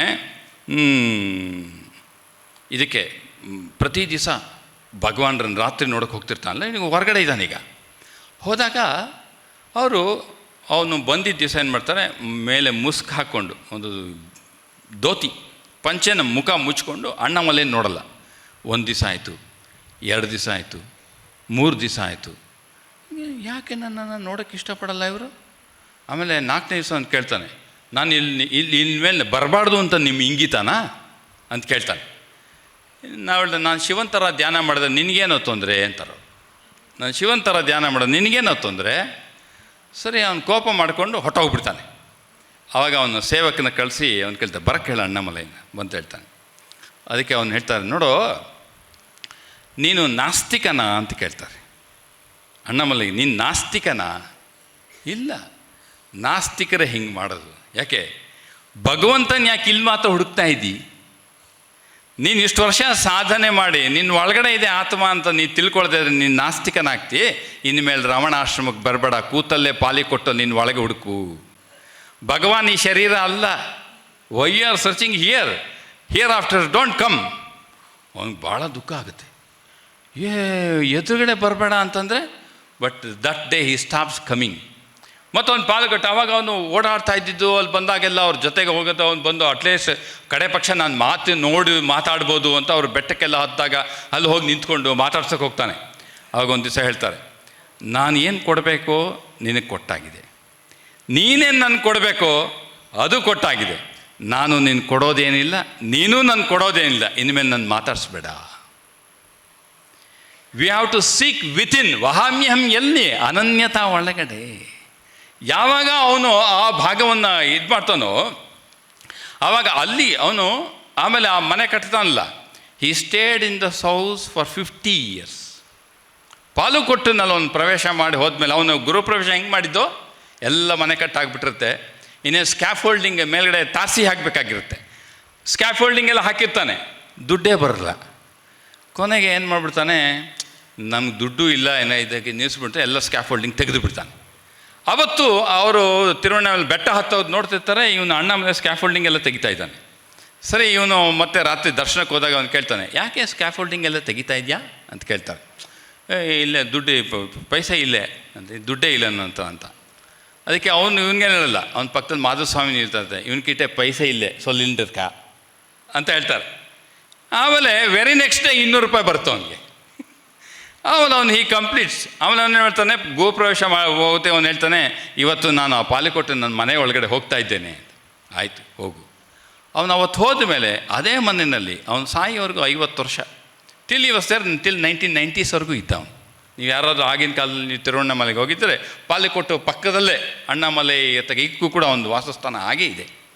ಈ stayed there for 50 long years in the same ಪಾಲಿಗೆ. ಏನು ಗುರುಪ್ರವೇಶ ಅವ್ರು ಹೇಳಿದ್ರು. ಅದಕ್ಕೆ ಅವನ ಕೊನೆಯಲ್ಲಿ ಇವರೆಲ್ಲ ಆದಮೇಲೆ ರಮಣರು ಅವರು ಅನಾರೋಗ್ಯ ಆಗಿ ಇನ್ನೇನು ದೇಹ ಬಿಡ್ತಾರೆ ಎಂದಾಗ ಡಾಕ್ಟ್ರೆಲ್ಲ ಬಂದು ತೀರಾ ಹಾಸಿಗೆ ಹಿಡಿದಾಗ ಎಲ್ಲರೂ ಹೇಳ್ತಾರೆ, ಅಣ್ಣಾಮಲೈ ಯಾಕೆ ಬರ್ತಾ ಇಲ್ಲ? ಎಲ್ಲರೂ ಬೈತಾರೆ, ಅಣ್ಣ ಇಷ್ಟು ವರ್ಷ ಸೇವೆ ಎಲ್ಲ ಮಾಡಿ ಅವ್ರ ಜೊತೆಗಿದ್ದು, ನೀನು 10 ವರ್ಷ ಆಶ್ರಮದಲ್ಲೇ ಇದ್ದು ಅವ್ರ ದೇಹ ಬಿಡೋ ಸಂದರ್ಭದಲ್ಲೂ ಕೂಡ ಯಾಕೆ ಬರ್ತಾ ಇಲ್ಲ? ಅವನು ಒಂದು ಮಾತಿಲ್ಲ. ಕೊನೆಗೆ ಅವನು ಕನ್ಕ್ಲೂಡ್ ಮಾಡ್ತಾನೆ, ಈ ಹಿಸ್ಟ್ರಿಲೇ ಇದೆ, ಯಾವತ್ತಾವತ್ತು ನಾನು ಸ್ವಂತ ಬುದ್ಧಿ ಉಪಯೋಗಿಸಿನೋ ಅವತ್ತೆಲ್ಲ ನಾನು ಮೋಸ ಹೋಗಿದ್ದೇನೆ. ಯಾವತ್ತಾವತ್ತು ಭಗವಂತ ಮಾತು ಉಳಿಸಿದ್ದೀನೋ ಅವನು ಯಾರಿಗೂ ಹೇಳಿಲ್ಲ. ನನ್ನ ಗುರುಗಳು ಹೇಳಿದ್ದಾರೆ ನಾನು ಬರಬೇಡ ಅಂತ ಹೇಳಿದ್ದಾರೆ, ಯಾರಿಗೂ ಮಾತು ಕೊಡಲಿಲ್ಲ. ದೇಹ ಬಿಟ್ಟಾಗಲೂ ಅವನು ಇರಲಿಲ್ಲ. ಅವನಿಗೆ ದರ್ಶನ ಆಗುತ್ತೆ ಭಗವಾನ್ ದೇಹ ಬಿಟ್ಟಿದ್ದ ಜ್ಯೋತಿ ಎಲ್ಲ. ಆದರೆ ಅವನಂತೂ ಯಾಕೆ Living by the Words of Bhagavan. ಅವನು ಸ್ವಲ್ಪ ಹೊಸ್ತಲ್ಲೇ ನಾನು ಧ್ಯಾನ ಜಪ ಮಾಡಬೇಕು, ಆಶ್ರಮದಲ್ಲಿ ಇರೋದು ಬೇಡ ಅಂತ ಹೋಗ್ಬಿಡ್ತಾನೆ. ಓಡಿ ಹೋಗ್ತಾನೆ ಒಂದು ದಿವಸ ಇಡೀ ಎಲ್ಲ ಹೋಗ್ತಾನೆ. ಅವನು ರಸ್ತೆಯಲ್ಲೆಲ್ಲ ಹೋಗೋತ್ತಿಗೆ ತುಂಬ ಕಡೆ ಭಿಕ್ಷೆ ಕೇಳ್ತಾನೆ, ಎಲ್ಲೂ ಭಿಕ್ಷೆ ಸಿಗಲ್ಲ. ಕೊನೆಗೆ ಒಂದು ಹಳ್ಳಿಗೆ ಹೋಗಿ ನಿತ್ರಾಣ ಆಗಿ ಬಿದ್ದು ಹೋಗ್ಬಿಡ್ತಾನೆ. ಆವಾಗ ಅವ್ನಿಗೆ ಒಳಗಡೆ ಅನಿಸುತ್ತೆ, ಭಗವಾನ್ರ ಕೈ ಬಿಟ್ಟಿದ್ದಕ್ಕೆ ನನಗೆ ಈ ಶಾಸ್ತಿ ವಾಪಸ್ ಹೋದ್ಮೇಲೆ ಸರಿ ಹೋಗ್ಬೋದು ಅಂತ. ಯಾವಾಗ ವಾಪಸ್ ಬರೋಕ್ಕೆ ಶುರು ಮಾಡ್ತಾನೆ, ಯಾರ್ಯಾರು ಭಿಕ್ಷೆ ಕೊಟ್ಟಿರಲ್ವೋ ಅವರೇ ಆಮೇಲೆ ಭಿಕ್ಷೆ ಕರೆದು ಕೊಡ್ತಾರೆ. ಅವನಿಗೆ ಅನಿಸುತ್ತೆ ಭಗವಾನ್ ಕೈ ಬಿಟ್ಟಿದ್ದಕ್ಕೆ ಅವ್ರ ಕೈ ಬಿಟ್ಟಿತ್ತು. ಯಾವಾಗ ಕೈ ಹಿಡ್ಕೊಂಡು ಅವರು ಕೈ ಹಿಡ್ಕೊಂಡ್ರು. ಇನ್ನೊಂದು ಸಲ ಅವನು ಪಾಲಿಕೊಟ್ಟಿಗೆ ಮನೆ ಕಟ್ಟಿದ ಮೇಲೂ ಕೂಡ ಅವನಿಗನ್ಸುತ್ತೆ, ನಾನು ಏಕಾಂತದಲ್ಲಿ ಜಪ ಅಧ್ಯಯನ ಮಾಡಬೇಕು, ಜನರ ಜಂಜಾಟ ಬೇಡ. ಯಾರೋ ಒಬ್ಬರು ಅಡುಗೆ ಮಾಡ್ಕೊತಿದ್ದ, ಯಾರೋ ಒಬ್ಬರು ಭಿಕ್ಷೆ ಕೊಟ್ಟರಾಯ್ತಪ್ಪ, ಯಾಕಪ್ಪ ಅಂತ ಹೇಳ್ಬಿಟ್ಟು ಅವನು ಸ್ಕಂದಾಶ್ರಮ ಮೇಲ್ಗಡೆ ಒಂದು ಗುಹೆ ಹುಡ್ಕೊಂಡಿದ್ದ. ಆ ಗುಹೆಗೆ ಹೋಗಿ ಕೂತ್ಕೊಂಡ್ಬಿಟ್ಟು ಇಡೀ ದಿವಸ ಕೂತ್ಕೊಳ್ಳೋಕೆ ಪ್ರಯತ್ನ ಪಡ್ತಿದ್ದ. ಇವನು ಯಾವಾಗ ಗುಹೆಗೆ ಹೋಗಿ ಕೂತ್ಕೊಳ್ತಾನೋ ಆಶ್ಚರ್ಯ, ಒಂದು ಹುಡುಗಿ ಬಂದು ಅವ್ರ ಪ್ರೇಮದ ಪ್ರಸಂಗ ಮಾತಾಡ್ತಿರ್ತಾರೆ. ಇವನು ಅವ್ರಿಗೆ ಹೋಗಿ ಬೈತಿರ್ತಾನೆ. ಇವನು ಎಷ್ಟು ದಿವಸ ಹೋಗಿ ಗುಹೆಗೆ ಕೂತ್ಕೊಳ್ತಾನೋ ಅಷ್ಟು ದಿವಸ ಅವರೇ ಬರ್ತಾರೆ. ಇವನು ತಲೆ ಕೆಟ್ಟೋಗ್ಬಿಡ್ತು. ಒಂದು ವಾರ ಆಮೇಲೆ ಭಗವಾನ್ರಿಗೆ ಬಂದು ಹೇಳ್ತಾನೆ, ಏನು ರಮಣ್ರೆ, ನಾನು ಹೋಗಿ ಏಕಾಂತಲ್ಲಿ ಕೂತ್ಕೊಂಡು ನಾನು ಕಣ್ಣು ಮುಚ್ಕೊಂಡು ನಿರಂತರವಾಗಿ ಆತ್ಮಜ್ಞಾನ ಮಾಡಬೇಕು ಅಂತೆಲ್ಲ ಇದ್ದೀನಿ, ಗುಹೆ ಹುಡ್ಕೊಂಡು ಹೋಗ್ತೀನಿ, ನಂಗೆ ಈ ಜಂಜಾಟ ಬೇಡ, ಯಾರೂ ನೋಡೋದು ಬೇಡ, I want to stay with all this things ಅಂತ ಹೇಳಿದೆ. ಅವ್ರು ಹೇಳ್ತಾರೆ, ಯಾವಾಗ ನೀನು ಸಾಧನೆ ಮಾಡಬೇಕು, ಕಣ್ಣು ಮುಚ್ಕೋಬೇಕು, ಯಾರನ್ನೂ ನೋಡಬಾರ್ದು ಅಂತೆಲ್ಲ ಭಾವಿಸ್ತಿಲ್ಲ, ಇನ್ನೊಂದು ಜನ್ಮ ಹೊತ್ತಬೇಕಾಗತ್ತೆ ಕಣೋ, ಆಸೆ ಇಟ್ಕೋಬೇಡ ಕಣೋ. ನೀನು ಆತ್ಮ ಅಂತಿಲಿ, ಆದರೆ ಸಾಧನೆ ಮಾಡಬೇಕು ಅಂತ ಆಸೆ ಇಟ್ಕೋಬೇಡಕ್ಕೆ, ಇನ್ನೊಂದು ಜನ್ಮ ಬರೋಕ್ಕೆ ನೀ ಏನು ಮಾಡಬೇಕು? ಕಣ್ಣಿರೋದೆಲ್ಲಿ? ಮನಸ್ಸಿನಲ್ಲಿ. ಇದಲ್ಲ ಕಣ್ಣಿರೋದೆಲ್ಲಿ? ಮನಸ್ಸಿನಲ್ಲಿ. ಆ ಮನಸ್ಸು ಕಣ್ಣು ಮುಚ್ಚು, ಪಾಲಿಕೊಟ್ಟಲ್ಲೇ ಧ್ಯಾನ ಮಾಡಿ. ಯಾಕೋ ಗುಹೆ ಹುಡುಕ್ತಿ? ನೀನು ಮನಸ್ಸಿನ ಕಣ್ಣು ಮುಚ್ಚು, ಪಾಲಿಕೊಟ್ಟಲ್ಲೇ ಧ್ಯಾನ ಮಾಡು, ಗುಹೆ ಹುಡ್ಕೊಂಡು ಹೋಗ್ಬೇಡ, ಇನ್ನೊಂದು ಜನ್ಮ ಬರಬೇಕಾಗತ್ತೆ. ಅದಕ್ಕೆ ಅವನು ಹೇಳ್ತಾನೆ, ಯಾವಾಗ ನಾನು ಗುಹೆ ಹುಡ್ಕೊಂಡು ಹೋದ್ನೋ ಅವಾಗೆಲ್ಲ ಮೋಸ ಆಯಿತು, ಯಾವಾಗ ನಾನು ಓಡೋಕ್ಕೆ ಹೋದ್ನೋ ಅವಾಗೆಲ್ಲ ನನಗೆ ಪ್ರಾಬ್ಲಮ್ ಆಯಿತು. ಎಲ್ಲೆಲ್ಲಿ ಭಗವಾನ್ರ ಮಾತು ಕೇಳಿದ್ನೋ ಯೋಗಕ್ಷೇಮ ವಹಾಮ್ಯಹಂ. ಅದರಿಂದ ತುಂಬ ಅದ್ಭುತವಾದ ವಿಚಾರ ಇದು, ತುಂಬ ಅದ್ಭುತವಾದ ವಿಚಾರ. ಸ್ವಲ್ಪ ಸಮಯ ಮಾಡ್ಕೋಬೇಕು ಇದಕ್ಕೆ ಮನಸ್ಸಿನಲ್ಲಿ. ವ್ಯವಹಾರದಲ್ಲಿ ಕೆಲಸ ಮಾಡೋಕ್ಕಾಗೋದಿಲ್ಲ, ಏನೋ ಇರ್ತದೆ 108 ಕಥೆಗಳು. ಅದರಿಂದ ಅದು ಭಗವಂತನ ವಾಣಿ, ಶ್ರೀರಾಮಕೃಷ್ಣ ವಾಣಿ, ಹೋಲಿಮದರ ವಾಣಿ, ಸ್ವಾಮಿ ವಿವೇಕಾನಂದರ ವಾಣಿ, ಅದು ನಿಮ್ಮ ವಾಣಿ ಅಲ್ಲ, ಅದು ಭಗವಂತನ ವಾಣಿ. ಅಲ್ಲ, ಅಭಯ ಇರಲೇಬೇಕು. ಅದಕ್ಕೆ ರಾಮನು ಹೇಳ್ತಾನಲ್ಲ, ನಾನು ಅಭಯ ಕೊಟ್ಟ ಮೇಲೆ ಜವಾಬ್ದಾರಿ. ನಾನು ತುಂಬ ಸಲ ಹೇಳ್ತಿರ್ತೀನಿ ಇದನ್ನು. ಈ ಯಾವಾಗ ವಿಭೀಷಣ ಶರಣಾಗತಿ ಆದ ತಕ್ಷಣ ಫಸ್ಟ್ ಕೆಲಸ ಏನು ಮಾಡ್ತಾನೆ ರಾಮ? ಬಂದ್ರ ವಿಭೀಷಣ ಏನು ಫಸ್ಟು ಇನ್ನೂ ಸಮುದ್ರ ಲಂಘನೆ ಆಗಿರೋದಿಲ್ಲ, ಇನ್ನೂ ಹೋಗಿರಲ್ಲ ಅವನು. ಬಂದ ವಿಭೀಷಣ, ರಾಮ ಏನು ಮಾಡ್ದು? ಫಸ್ಟ್ ಕೆಲಸ ಏನು ಮಾಡ್ತಾಳೆ? ವಿಭೀಷಣ ಪಟ್ಟಾಭಿಷೇಕ ಮಾಡ್ತಾನೆ. ಇನ್ನು ನೀನು ದಾಟಿಲ್ಲ, ರಾವಣ ಯಾರೂ ಗೊತ್ತಿಲ್ಲ, ಯುದ್ಧ ಮಾಡಿಲ್ಲ, ಇನ್ನೂ ಪಡೆದಿಲ್ಲ, ಈಗ ಪಟ್ಟಾಭಿಷೇಕ ಮಾಡಿಬಿಟ್ಟೆ. ಶರಣಾಗತರಾಗೋದು, ಅಭಯ ಕೊಡೋದು ನನ್ನ ಮೊದಲನೇ ಕೆಲಸ. ಅವಾಗ ಬೇರೆಯವ್ರು ಕೇಳ್ತಾರೆ, ಅಲ್ಲೋ ಒಂದು ಪಕ್ಷ ರಾವಣ ಬಂದು ಶರಣಾಗತ್ತೆ ಆದರೆ ಏನೋ ಮಾಡ್ತೇನೆ ನೀನು? ಇನ್ನೂ ನಮ್ಮದು ಕೇಸೇ ಪ್ರಾಬ್ಲಮ್, ನಾವಿನ್ನೂ PI ಎಲ್ಲೇ ಓಪನ್ ಮಾಡಿಲ್ಲ, ಇನ್ನೂ ಅಪ್ಲೈಯೇ ಮಾಡಿಲ್ಲ, ಕೋರ್ಟ್ ಹೋಗಿಲ್ಲ ನಾವಿನ್ನೂ. ಆಗಲೇ ನೀನು ನಾಳೆ ಅವನು ಯಾರು PL ಹಾಕಿ ಶರಣಾಗತಿ PL ಹಾಕ್ಬಿಟ್ಟು ವಿ ಆರ್ ಸರೆಂಡರ್ ಅಂತ ಹೇಳಿದಾಗ ನೀ ಏನು ಮಾಡ್ತೀನಿ ಅಂತ. ಒಂದು ಪಕ್ಷ ನಾಳೆ ರಾವಣ ಏನಾರು ಬಂದರೆ ನಾನು ಅಯೋಧ್ಯೆ ಇದ್ದಲ್ಲ ಅವನಿಗೆ ಕೊಡ್ತೀನಿ ಅಂತಾನೆ. ಇದು ರಾಮನ ಅಭಯ ಇದು.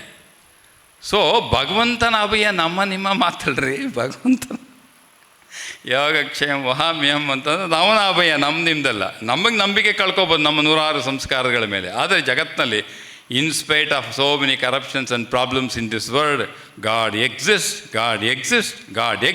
and Vahamyam is His word. ಅದಕ್ಕೆ ನಮ್ಗೆ ಅದು ನೆನ್ಪಿಟ್ಕೋಬೇಕು. ಹಾಗಾಗಿ ಎಲ್ಲರಿಗೂ ನನ್ನ ಪ್ರೀತಿ ನಮಸ್ಕಾರ ಹೇಳಿ, ಓಂ ಶಾಂತಿ ಶಾಂತಿ ಶಾಂತಿ. ಹರಿ ಓಂ ತತ್ಸತ್. ಶ್ರೀರಾಮಕೃಷ್ಣಾರ್ಪಣಮಸ್ತು.